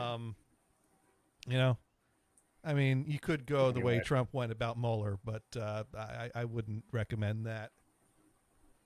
Yeah, we can depart from any further hints at. Thus ends the political segment of the show. That's right. And we apologize. We didn't mean to offend anybody. Well, you know what? If someone's offended, I'm not Tough sorry. Shit. Oh, I'm not sorry, but I don't feel good about it. Yeah, right. I think that works. We have a total of 2 people on, you and me, right? Well, it was saying 4, and now it's saying 3. So I think once you broached the topic of Mitch, Dune went and okay. Needed to go check out. Well, he said his joke, which was good. The calzone. He needs to go check on the cats. Is what he needs to do. Right. Make sure the neighborhood cats are getting fed. I think is. By the way, do you see the ads for the Nordic Beast? It's a treadmill for cats. Is that one of those like running loop things? Yeah, it's a big wheel, big hamster wheel. Those things have existed for forever. Yeah, I mean they are promoting it. Exercise for your cat, which is good. I mean, yeah, sure. I'm sure other people have made it, but maybe they have perfected it. Hey, usually your exercise equipment is for humans, but that's okay. I look at that and I think to myself, it would totally be worth buying one of those if just one of my cats would use it regularly. But then again, I looked at I think they're like $5,000. Oh, I think you can get cheaper ones. I haven't really priced them because I assume maybe I figured probably a few hundred. Which a few $100 for something that lets your cat get a good run in place and they're having a good time. That's worth it in my opinion. But the thing is, so many times I've bought things that I thought were just a basic staple that any cat would. I've bought 2 or 3 cat trees. They won't touch the things. They won't go near them. Right. Like, don't you like going up in high? Like the cat tree we have in the living room. They used to climb up it occasionally, not frequently. They mostly ignored it. Every now and then it'd be like, okay, this is a place I could lie. Hestia used to sleep on it at times, but Shaniko doesn't do much of anything that involves climbing except for the places that she's really comfortable climbing. How old is she now? Shaniko, she's I'm awful at keeping track of ages because she's ish, yeah, teens. Yeah, so she's getting old for that. She's getting old. She's getting blind. So she has to sniff for her treats. She has to listen and sniff for her treats when I throw them to her. Right. And then I have to point them out to her if she can't find it by nose and lost track of where the sound was. Right. So yeah, no, she only climbs the things that she knows like the back of her paw. Cat tree, she hasn't climbed enough times to really be used to it. If I put her on it, she'd probably fall trying to find her way off of it.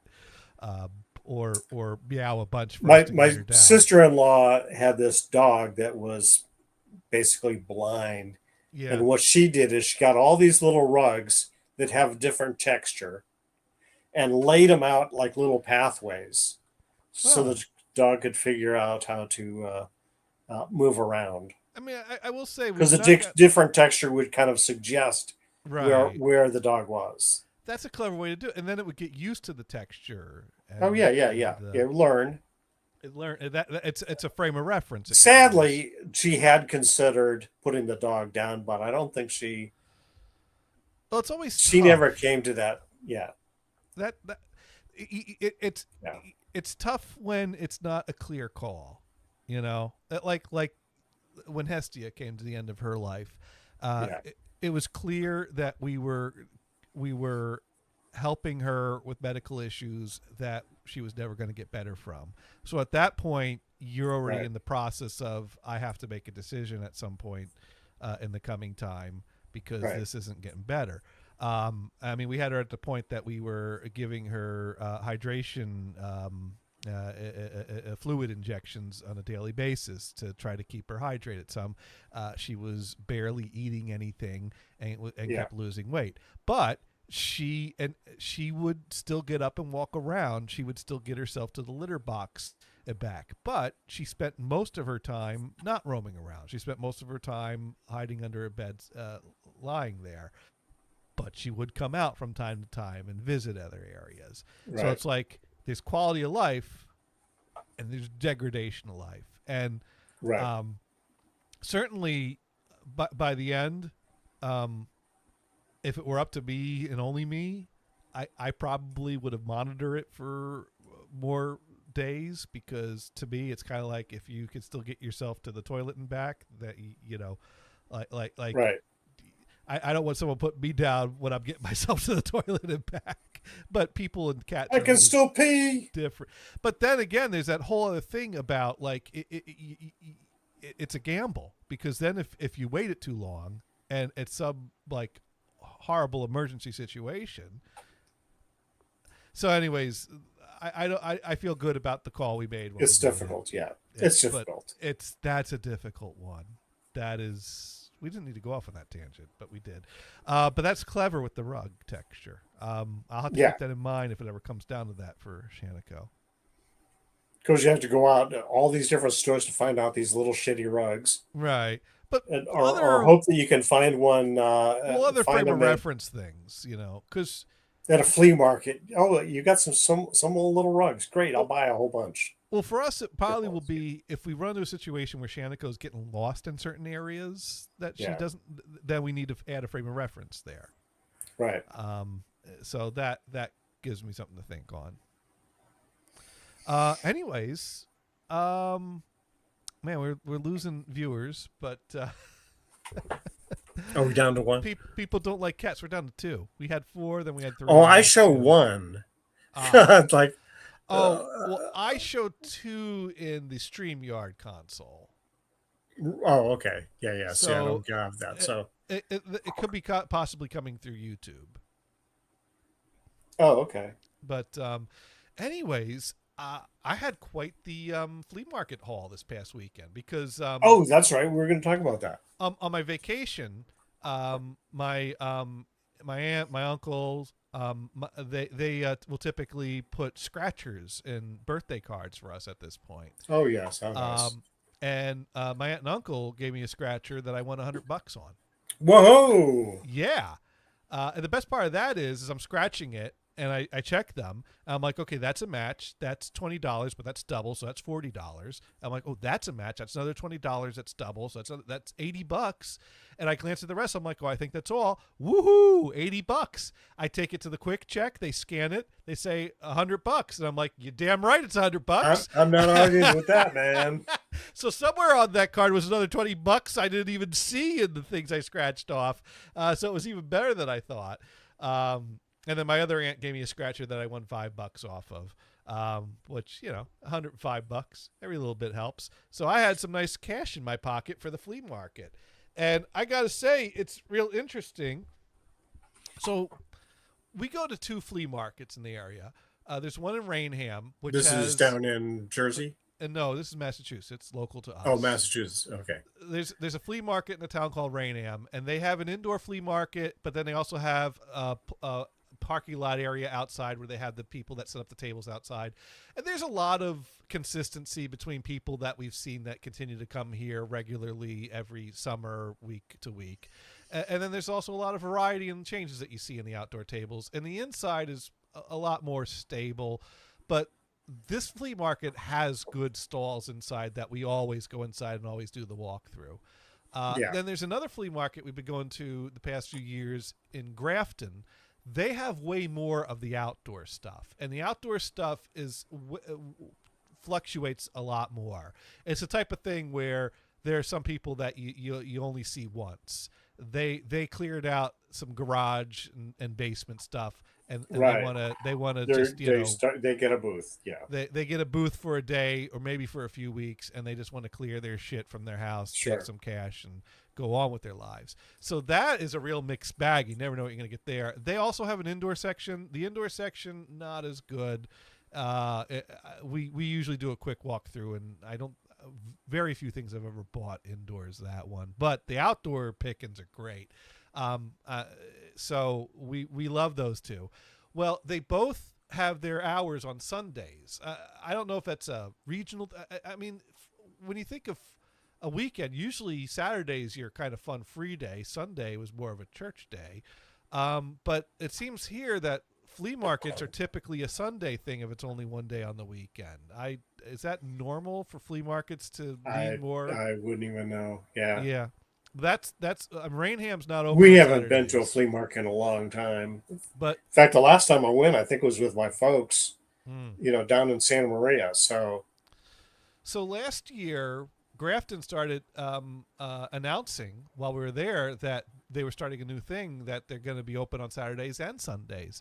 And so we were like, oh, we got to check it out on a Saturday sometime. Because if see, to me, why not? Most of the Right. potential customers are going to want to come either Saturday, Sunday, because you can't go out on the weekday if you're working.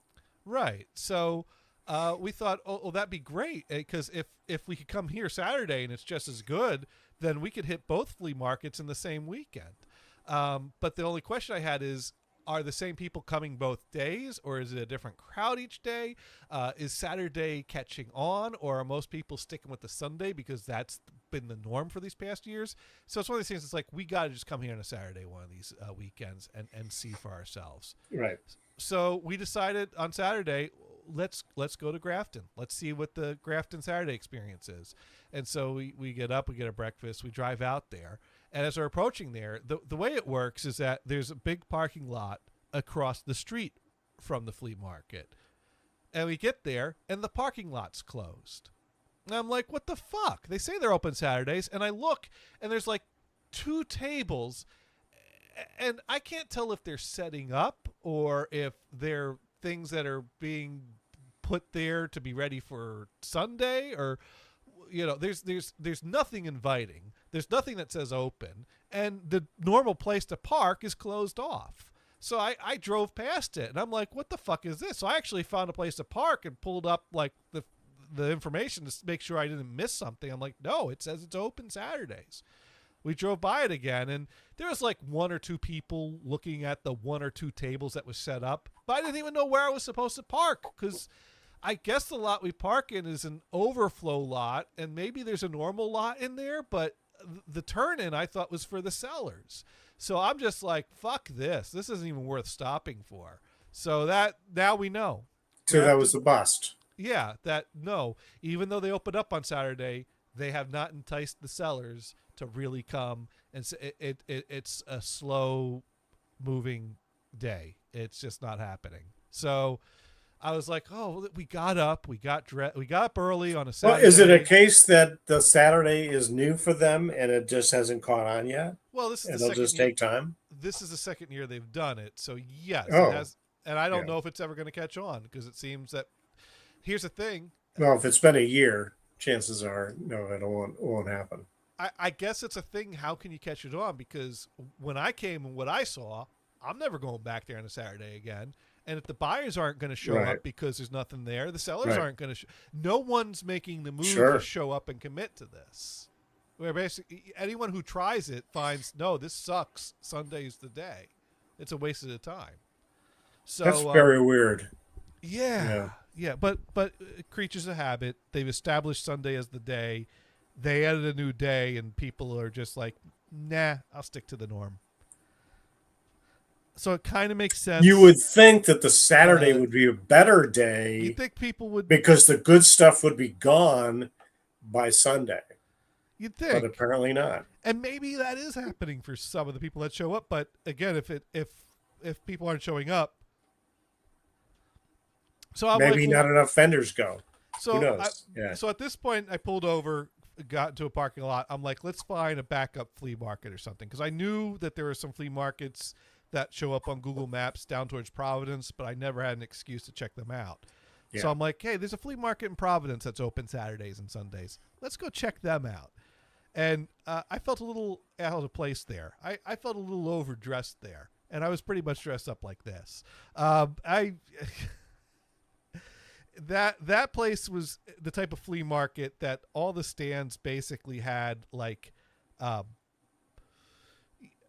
You ever see the stall at a flea market that's like selling what looks like normal newish clothes and bottles of laundry detergent and soaps, and like they're trying to be a store, but they're at a flea market booth.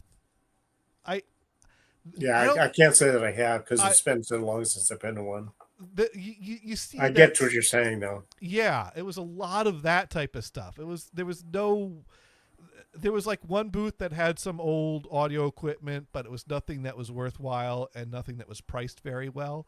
Yeah. But it was mostly people selling things like little toys that were kind of newish, cheap toys. They're basically trying to flip things that they're getting from suppliers and operate a little store. And I don't know if this is a way to get a deal on laundry detergent that I'm not aware of.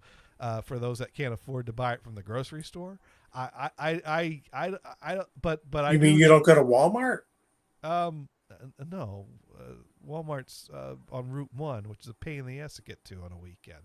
Oh, really? Oh, that sucks. I get my detergent from the grocery store, sir. Market Basket. But yeah, so that was a bust. So I decided, oh, you know what? I know where we can go. We haven't gone to Rhode Island Antiques in a while, which is this great antique store that also has a lot of great vinyl and a lot of different booths set up. Yeah, I found some great records there. Yeah, I found me a 12-inch single of that 90s classic, the Arrested Development version of People Every Day. Ooh-ha. Yeah. And I found on Command Records something that's just called The Corporation. That's an ear turner. Yeah. A sound contemporary musical investment. I still have not listened to this, and I don't have a turntable easily hooked up, so this isn't. We haven't done a proper Dollar Bin Specials in a while. Let me see if I can find like someone did a needle drop of this on YouTube, so I could try to get a idea what this sounds like. I did not prep this. I'm just kind of winging it today. AI was the main topic, but we may as well talk about the flea market finds. The Corporation, a sound contemporary musical investment. It is on YouTube. So let's find out if it's Wicked. worth.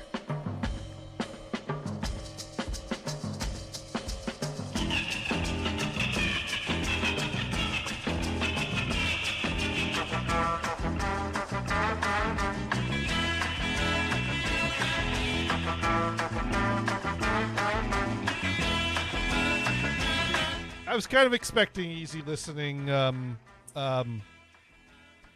This, You know, I can see this in an elevator, and people would be bopping along to it. this is pretty damn good elevator music, I gotta say. Little bit of monkeys in the elevator.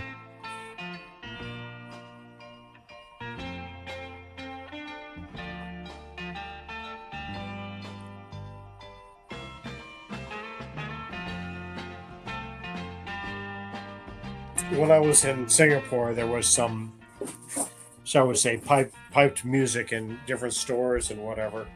Yeah. And some of it was, I'm sorry, you recorded somebody's karaoke, and the guy cannot sing. Oh my God! So I don't know. What do you think? You think this was worth? I don't know. Maybe I paid Oh, this like fun, but Yeah. I think this is worth a little bit of fun background music to have while doing a little work. And then I found something that maybe you'll find more better. This is certainly a classic here. There are but 4 small faces. The small faces. Ooh. Before the faces, they were the small faces. So it's before Rod Stewart was in the band. Right. But are you familiar with what they did? I guess their biggest hit was Itchy Coo Park. Oh no, yeah, that was not on my radar. That one's not on. You're not familiar with Itchy Coo Park. Oh yeah, you can't play a little bit of that, can you? Oh, I could. Oh, okay.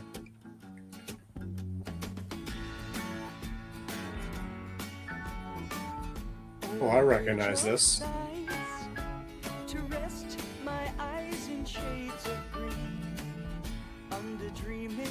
Holy shit, I have not heard this song in a million years. All right, there we go. That was a much better purchase than the last one. Then we're gonna That have is to go. total classic, man. Wow. You got to look that one up now. Yeah. And then Once in a while, we'll hear some unusual older thing that's not often played on XM radio. You know, the classic vinyl or the rewind. But it's rare because a lot of that it's it's still a kind of a top 40 deal. right. You know, when you hear the same recording, a couple of days in a row, you kind of go, okay, kick that one off for a little while. Let's play something different. Now, what about? Do you remember this one?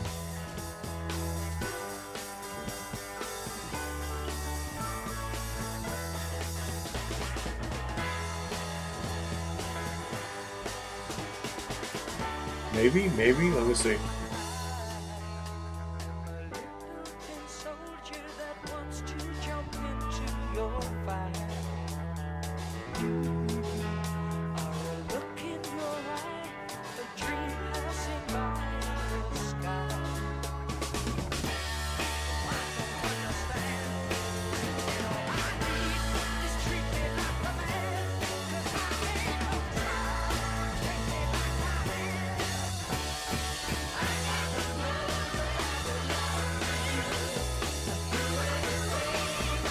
That one familiar at all?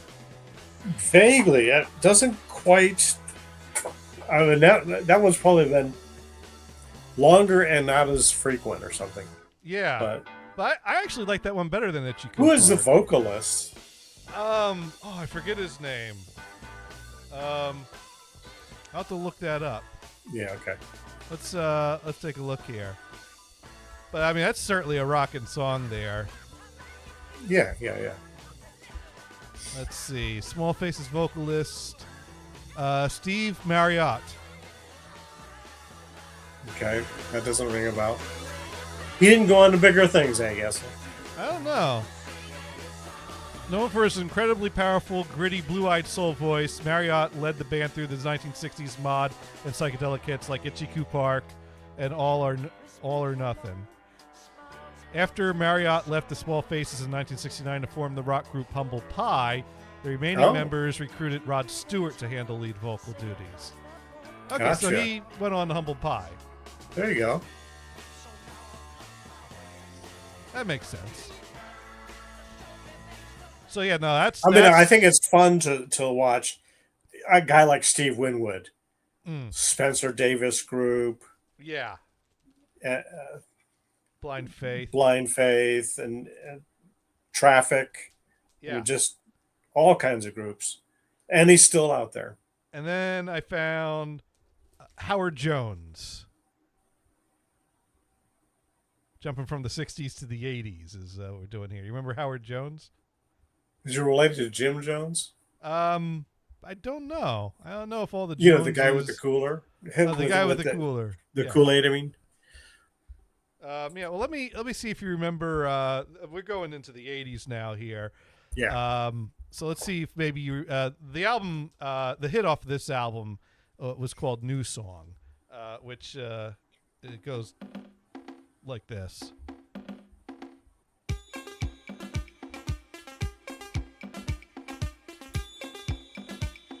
Let's go with cheesy synthesizer. Well, it was the 80s. Everyone was. These were new toys at the time. Right. But not familiar to you? There's a bit, interestingly enough.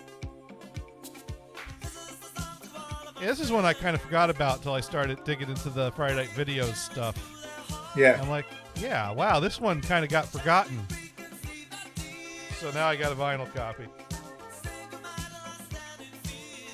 Oh, we'll let it get to the refrain here. See, here we go. A good farty bass. Yeah.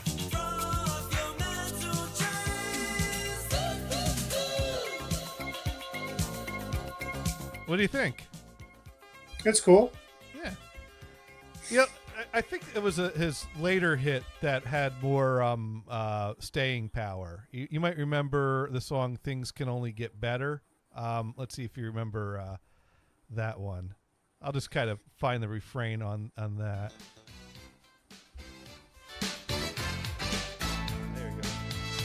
Actually, we'll play a verse and refrain.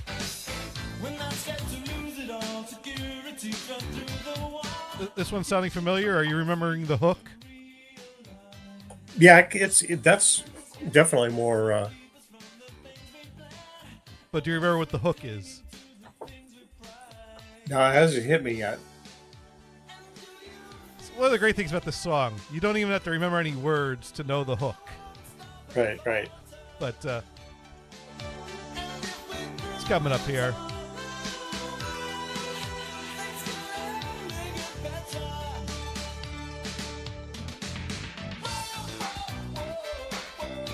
Yeah.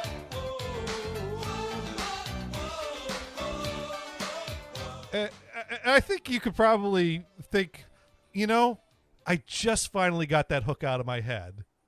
Right. And now you went and reminded me. Darn. Tomorrow you're going to be going somewhere, brushing your teeth, driving down the road, and you're going to be thinking, whoa, Boing. whoa, whoa. Right, right. And then by then Oh, I had that's reached so my funny. point at the antique store where I was like, well, I have enough things that I've found here. I don't need to find anything more. And then what do I find? I find 2 awesome classic James Brown records is what I Ooh. find. Got me some hot pants. And there it is. Some classic thing. Gotta have the hot pants. Can you show that again? Well, there's the hot pants. See, they even show off the hot pants on the back of the cover there. Right, right. There you go. Hot pants. There you go. Classic. And there it is. So how could I pass those up? Those I think were a little more expensive than the other ones. So, after that, the findings are good. And we decided, well, you know what? Now that we did that, tomorrow's Sunday, we can get up, we can go to Rainham. Because we haven't been to Rainham yet this year. Ah, okay. And I only bought one record at Rainham. I bought a lot of tapes, but I bought one record. And I bought... Can I take a break for a moment? Sure. I'll be right back. Absolutely. Oh, we are in overtime here. So we're going to let him take a break. And after he takes a break, we're going to finish up the flea market finds. Then we'll find someone to raid. If we have enough viewers to justify it, because I think Not Magpie has gone off with her ice cream and wherever adventures that took her on. But we hope to see her again real soon. And I was kind of saying earlier that I do plan to talk more about Plex Amp, Caldera, and the Car Pie on the Quadcast channel. I'm hoping to put something together that's a little more cohesive. In fact, I might split up into 2 things, because Caldera and what that's done and what that could do for you is some really good stuff that deserves something cohesive and clear. with prompts and slides and a PowerPoint presentation, all the kinds of stuff that I haven't quite been able to, because usually I just go live and go, but maybe I might even produce something. I don't know. But certainly I think the quad community needs to know more about what Caldera can do if you put together a Plex server. I know a lot of people have been doing the Kodi thing, and the one thing that Kodi has going for it is that it can absolutely do Dolby Atmos by passing it through to the receiver, whereas Plex and Plex Amp still haven't gotten that digital pass through to, well, the libraries don't really support it. I'm hoping that the future has that. But everything else it does great, and I have just never liked Kodi. And so, but I have to run Kodi on something if I want to stream Atmos.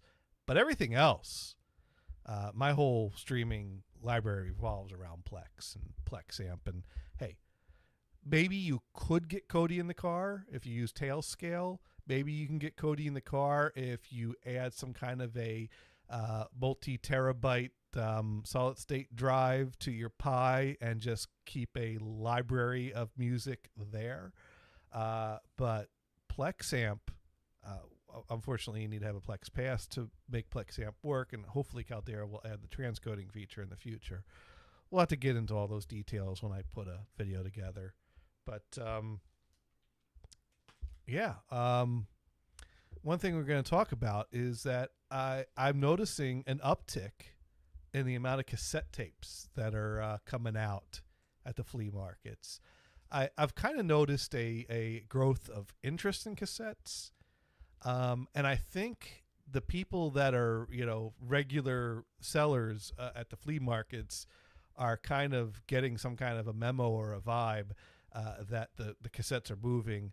And so I don't know if there's something going on that, the word has gotten out, and now people that have had these things in storage that it wasn't worth the table space are now digging them out, or if I'm just imagining it. But we'll talk about that. But we got Brian back here. Hey. So it just so happened that we timed it, that I forgot what time Rainham opens. And so we ended up getting there just as they're opening, which is the perfect time to get there. I thought they opened at like 7. They opened at 8. So I thought we were getting there like an hour late, which, who Right. wants to get up at the crack of dawn to be at the flea market at And 7 to find on a the Sunday parking morning? lot full, right? Yeah. No, it was pretty good. And so, we walked around. Some tables are still setting up, so we just kind of walked over to the tables that were set up, and then we doubled back and catch the ones that had finished setting up. I found I found a guy that was selling DVDs that had Seinfeld season box sets for $1 each season. Now he Whoa. only had the seasons 1 and 2, 5 and 8. But 3 seasons of Seinfeld for $3. That's, I'll have to keep an eye out for the others. Of course, I'll probably rip them. Unless you get, of course, you get the complete Seinfeld for $8. I once saw a complete Seinfeld box. It was this huge box, but it didn't have all the discs. But it was really cheap, and maybe that would have been worth it, because then I know. Yeah. But then it's like I have to fill in holes from each season, so I'm probably gonna it wasn't worth my time. But anyway, Well, it's hard to know when you see something Right. like that. Should I just get it, or it's like, because then you've got a nice box to put them all in, right? right, there's that. But one guy had a few cassette tapes that I bought, which we'll get to later, and some records that I found one of interest. And that is Barroom Singing, the Barroom Gang. And there is a guy that with an old-timey mustache and a nice beer mug there who looks like he's doing some barroom singing. I have also not had a chance to listen to this one yet. Well, who has time to listen to them when you got 2 James Brown records on the pile? Exactly. Obviously, the James Brown one on the turntable before the barroom singing did. So I need to come back over to my YouTube. Is that just a bar band that got a recording out or something? There's no information. The back only has information about other mood music albums you can buy. So it doesn't even say who the Barroom Gang are, or how this recording was made, or for what purpose you would want to listen to this. Some of these records will, kind of tell you what kind of for setting the scene at your basement bar, listen to the Barroom Singing, or I don't know. Well, let's look and see if someone's captured this and posted it to YouTube.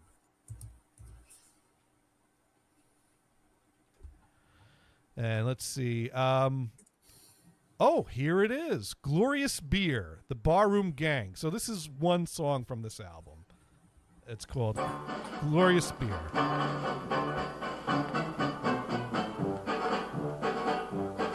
Let me sing you a song of the gargle, a notion to me very dear. I refer to that grand lubricator. That's more like beer garden.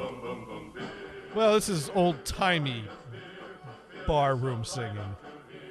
But yeah, it's certainly... We're at a bar room in Germany, I think. Right.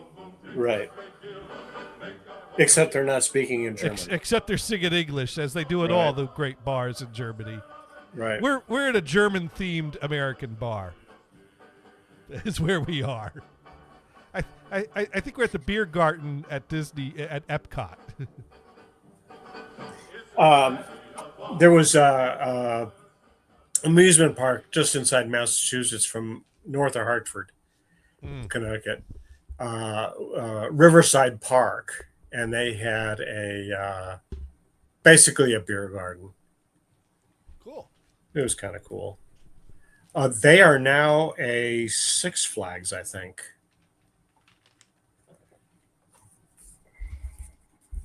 So one thing I've noticed, the flea markets seem to have gotten the memo that there's been an uptick in interest in cassettes. Because you may have noticed I'm bringing home more cassettes with me. And I've only relatively recently gained the interest in cassettes again. But also, I don't think I've seen enough of them to really be sucked back in until recently. I think this is a new thing, that more cassettes are showing up at the flea markets. So that's been really cool. So one thing I found was at the same table where I bought the bar room music we just listened to was a single of that 90s classic Rump Shaker. You remember... You were listening to the rap and hip hop stations back in the 90s, right? Oh, nope. Brian's not just coughing. Sorry. You remember that 90s hip hop classic by Rex and Effects, Rump Shaker, don't you? No, I don't. Is that a real band, or are you just pulling my leg? I kid you not. When I was in 8th grade, that got all the kids out on the dance floor, is what that did. That is we're gonna have to... I mean, heck, if you search Rump Shaker, you'll see it's by Rex and Effects. Is that is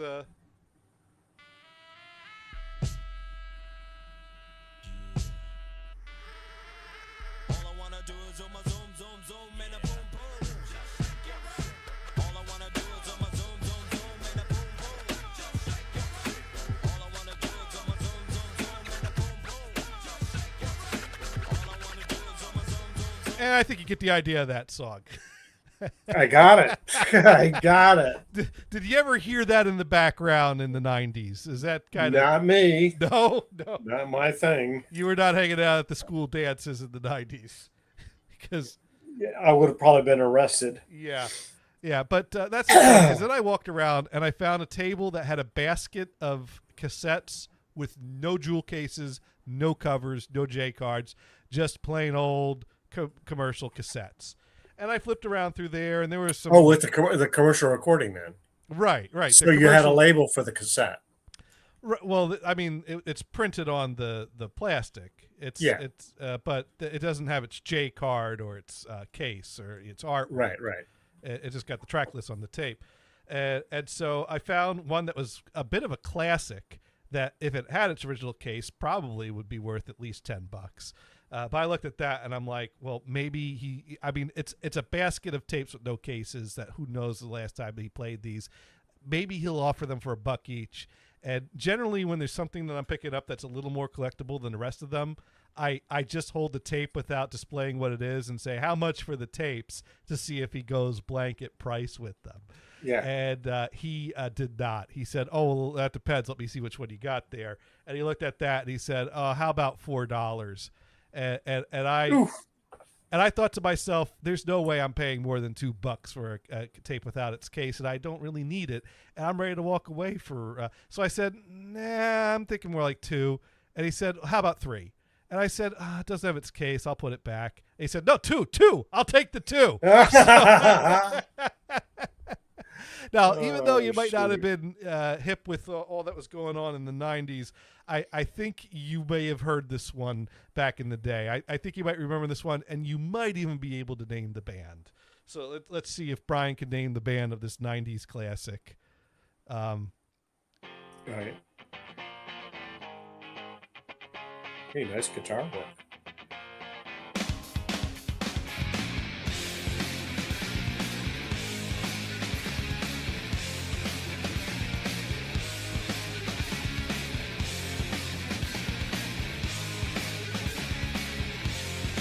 That one ringing any bells? I'm gonna have to wait until the vocals kick in. It's not an instrumental, right? No, it's a vocalist. It does kind of sound familiar.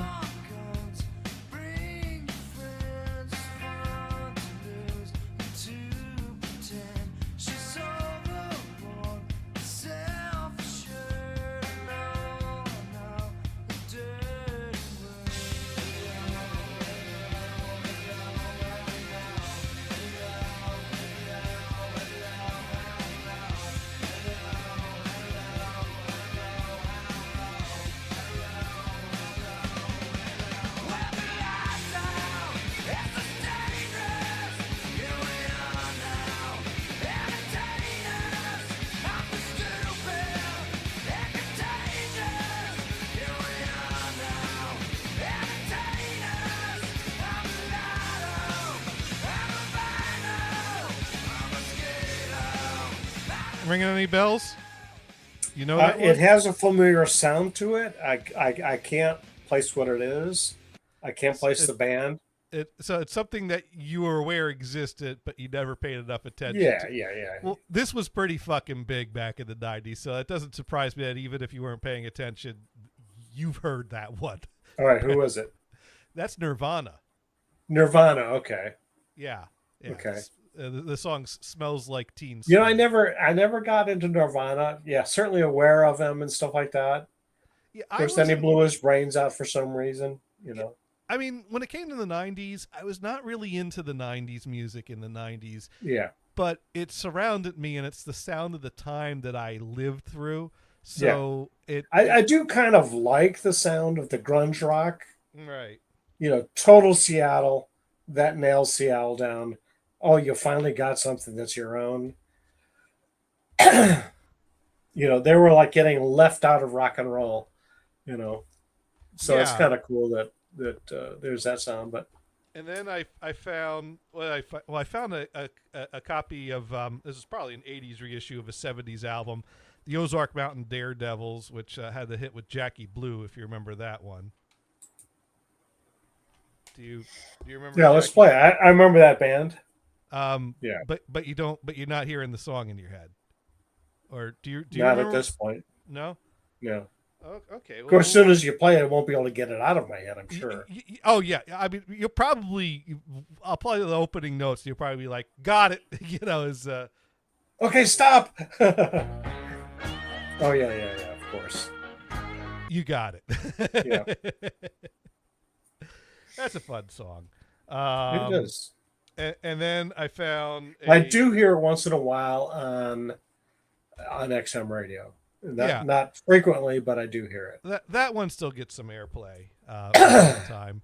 And then I found an 80s classic, a solo Robert Plant cassette. Any guesses what song might be on that?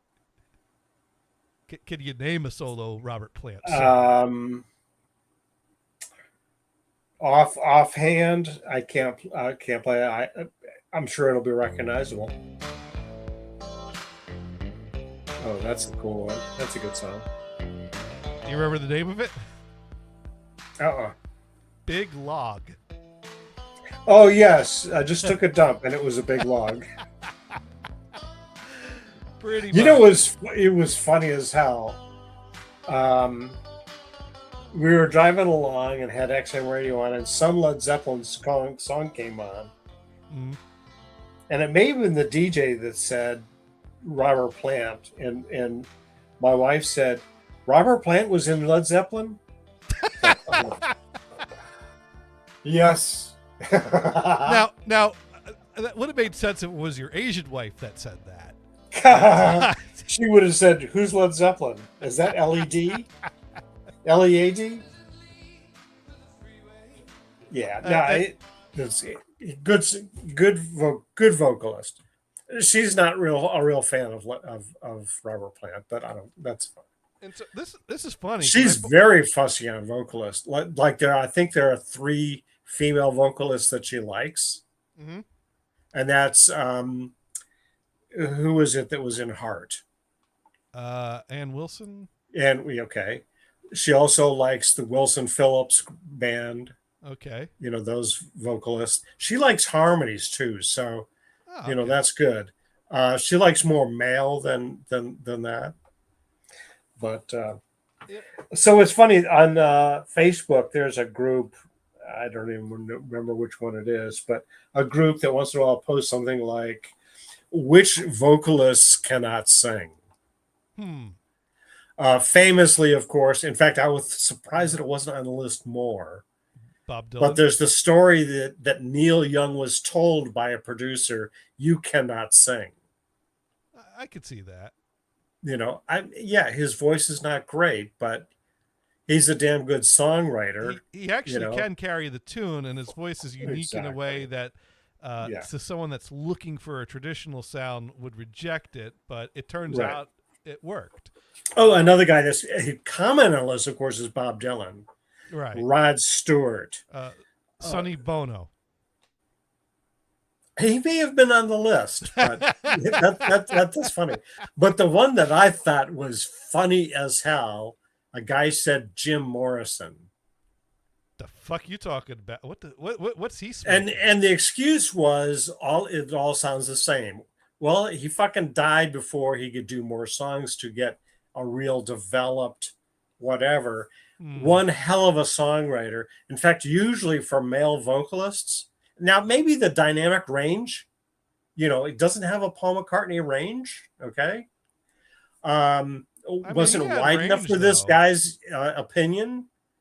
But he to me, a male vocalist, the male vocalist standard to me is Jim Morrison.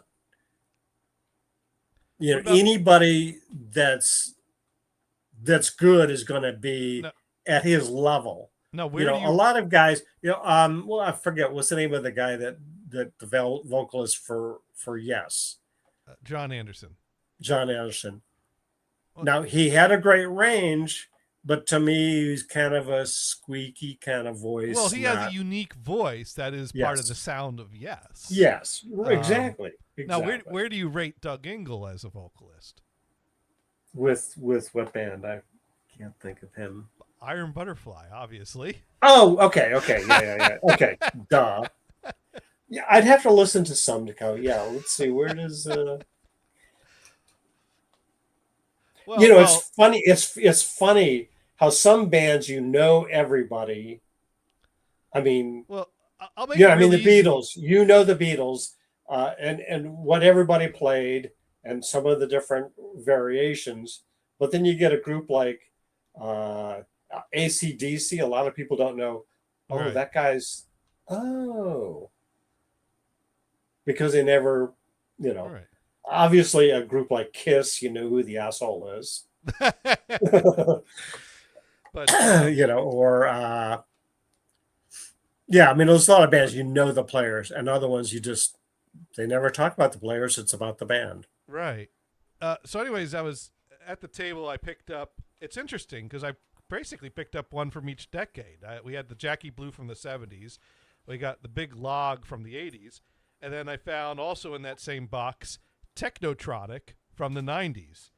And I was like, ooh, that's some fun '90s That's a dance. span, yeah. I don't know if you remember. I mean, this certainly has a sound of it that you would have to think, wow, the '90s called. They want their dance club back. But you know, again, it's that sound that surrounded me at the time. Sure, yeah. It's got a bass. Yeah. What I hate about a lot of pop music today is the instrumentation is so minimal. Like, is there a bass at all? Or the drum track sounds like it was a frickin' drum machine. There is no. I like a band that has an organic feel to it. It feels real. It feels real musicians. They may even contain mistakes. You know. Right. And famously, like in the Asia album video that Steely Dan did, they talk about how they rehearse it to perfection, and then they could kind of relax for the recording to make it more organic. And even relax, it still sounds like perfection, but I guess they get a more well, you're natural, in a studio, so they're you're more in a natural. studio. Yeah. I will say Asia, I think they got it just right. Gaucho, I think they stuck too close to perfection. I never never cared for that album. You know, several months ago, I bought a bunch of CDs that I didn't have, which included Gaucho and there's like 5 CDs that I bought. I just, the hell with it, I'm buying them. I need them for my collection. So I have some Steely Dan. You know, I don't have everything, but I have some of their best stuff. And that could be debatable, of course, but right. You know, after Asia, what else do you want, right? Pretzel Logic. Yeah, and Pretzel Logic was on the list. Countdown to Ecstasy. I don't remember if that's. I'd have to look to see what the other ones are, but that's Can't Buy a Thrill. You got to go back, Jack, and do it. Go back, Jack, and do it again. Yeah. Got a killer debut album. But the other one I found at that same table was a blank tape with branding for Camel cigarettes with Joe Camel smoking a cigarette on the J case. Now that's a fun blank to buy. And it was labeled Party Tape. What does the Party Tape have on it? An REM album. I don't know what party these guys are partying at, but it certainly wasn't the Technotronic type. But and I also found a pair of Culture Club tapes. I don't have the album you suggested. Oh, Katie lied.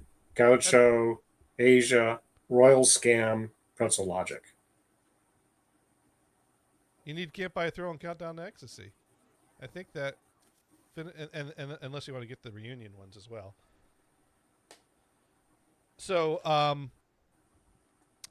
the same table I found those cassettes at, found some 8 tracks. Got me a Saturday Night Fever soundtrack. You like the Saturday Night Fever soundtrack? No, not so much. You're not big on the disco, are you? Yeah, not big on the disco. No. But then when you listen to some of the disco compared to some of today's stuff, right? And yeah, okay, I get it. You're supposed to dance to it, and it's supposed to be that level of almost machine level. And I found this weird 60s compilation bootleg tape that had a very, I think this is like a gas station tape or something like that, but it had a very odd artwork on it. Oh, weird. Yeah. Yeah. So that was Somebody got fun. artistique. Yeah. And I found a Stevie Wonder talking book, a Tommy James solo album, Faces, and Paul Simon. Oh, which Paul Simon? It's Greatest Hits. It's, Oh, okay. So it's a mix of a lot Yeah. of his greatest hits, which will be good stuff. Well, there's that old Kids in the Hall sketch about, tell you what, you're going to give you the Paul Simon tape back, or something like that about borrowing it. So I figured I'd give that to Gothard, and that'd be a little inside joke about that. And then I found this very interesting tape that I don't know if we can get away with showing this. Whoops. Well, you could have put a thumb over the naughty bits. It's just a bare ass. Right. and maybe you can make out a little nipple on there. Right. We'll fix that in post. Yeah. What cracks me up? What cracks me up about the it's British, of course. The Midsummer Murders series, which has got 24 seasons out now, Right. is once in a while they'll show some odd nudity that's like out of place. One guy shows up to the door when the police are there. This is murder investigation, of course. All he's wearing is an apron. And there's one scene where he's turned his back and you see his bare ass. Yeah. It's funny as hell. British TV likes to show off the Right. And then there's another episode I was watching recently. It's, they all have a theme, right? Right. This one theme was crop circles. Okay.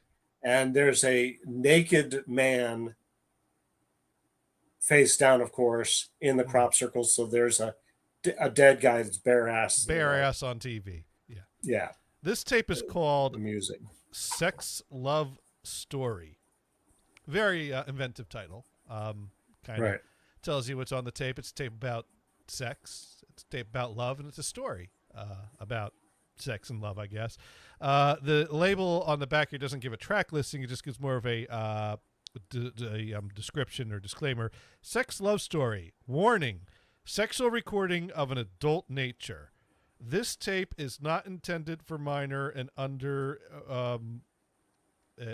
minor, and under no circumstance are there to be I can't make this all out. Absolutely for adult only. Basically, don't let your kids listen to the tape with the naked lady on the label. I think the naked lady on the label already said that. Yes, right.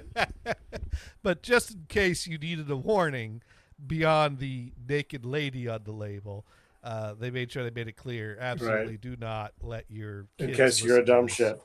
Yeah. But there is one episode of Midsummer Murder I do like. The theme is art.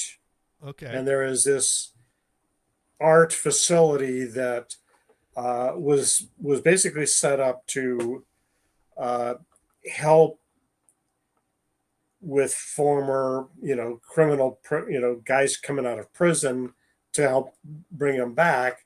So they're doing art things. And part of the theme is that some of the art that was done in the past, is it an original or is it forgery? And there's this one forgery that's funny as hell. The art was supposedly done, 1820s, but then there is some pigs in there that are a breed that weren't, when they do the research, they weren't introduced to the UK until like 50 years later after the guy was dead. And then there's another, funny bit in there. There's these 4 characters in the background. Okay. John, Paul, George, and Ringo. Well, how about that?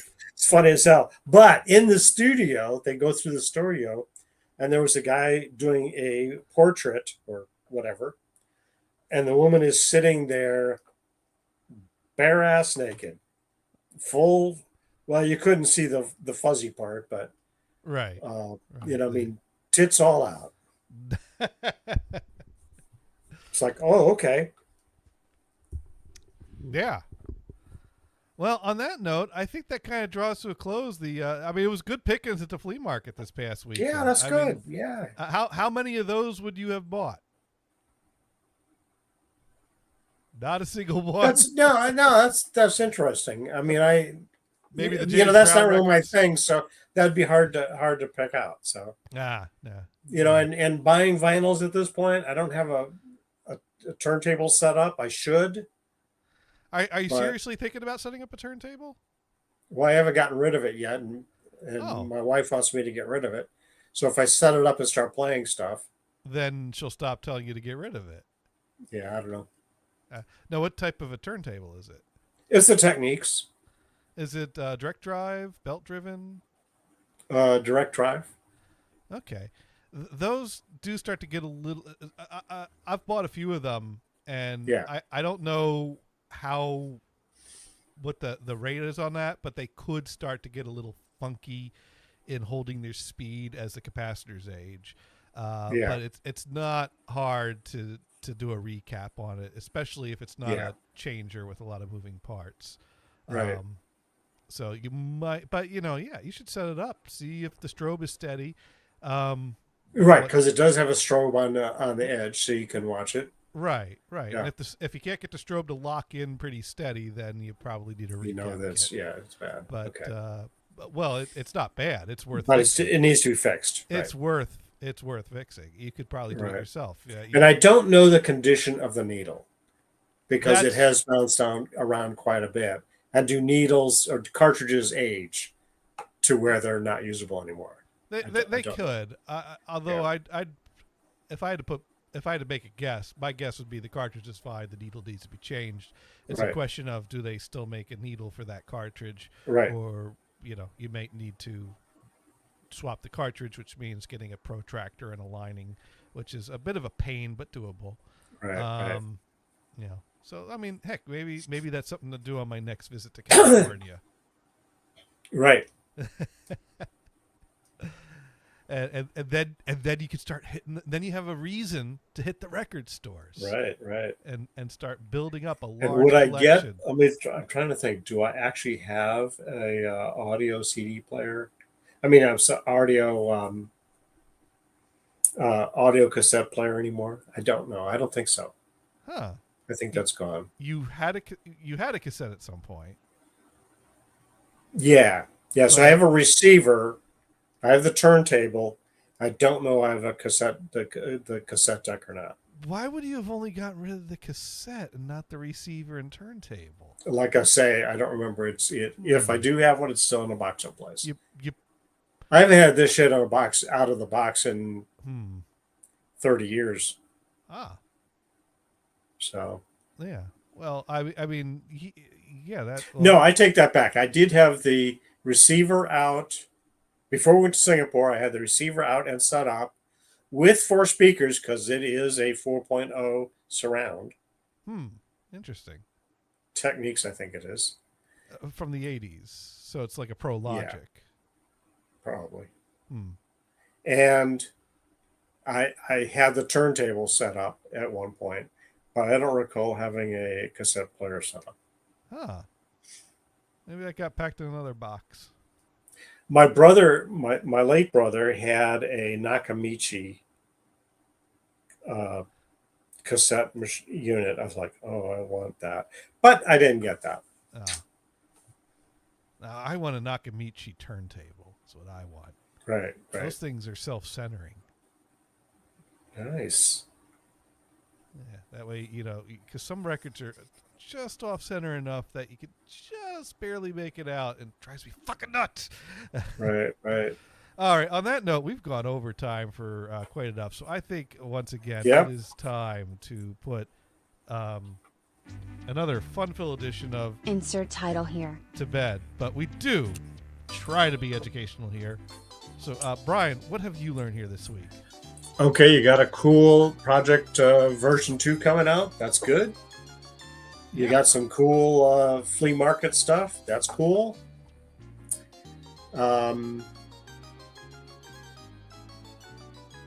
Trying to think of something else. Oh yeah, I'm gonna look into this tail scale that you were mentioned. Yeah, that's worth looking into. That's cool. And I learned Brian recognizes the sound of Nirvana, but can't name it. Right, And, right. and it's always fun when you pull out something Brian's long forgotten, and he goes, "Oh, that's awesome!" Like Itchy-Coo Park. Right, exactly. So Like, holy shit. yeah. On that note, we got like one viewer in Twitch, so it is not worth doing a raid. I wouldn't want to insult Tired Actor by sending over a raid of one, so I'm just going to go over and watch her. And Okay. whoever our viewer is, you have it's probably me or you, or Right, exactly. Well, because I have it playing on one tab, which is yeah, out of sync with the StreamYard. yeah. I actually only open that up so that I can type a comment.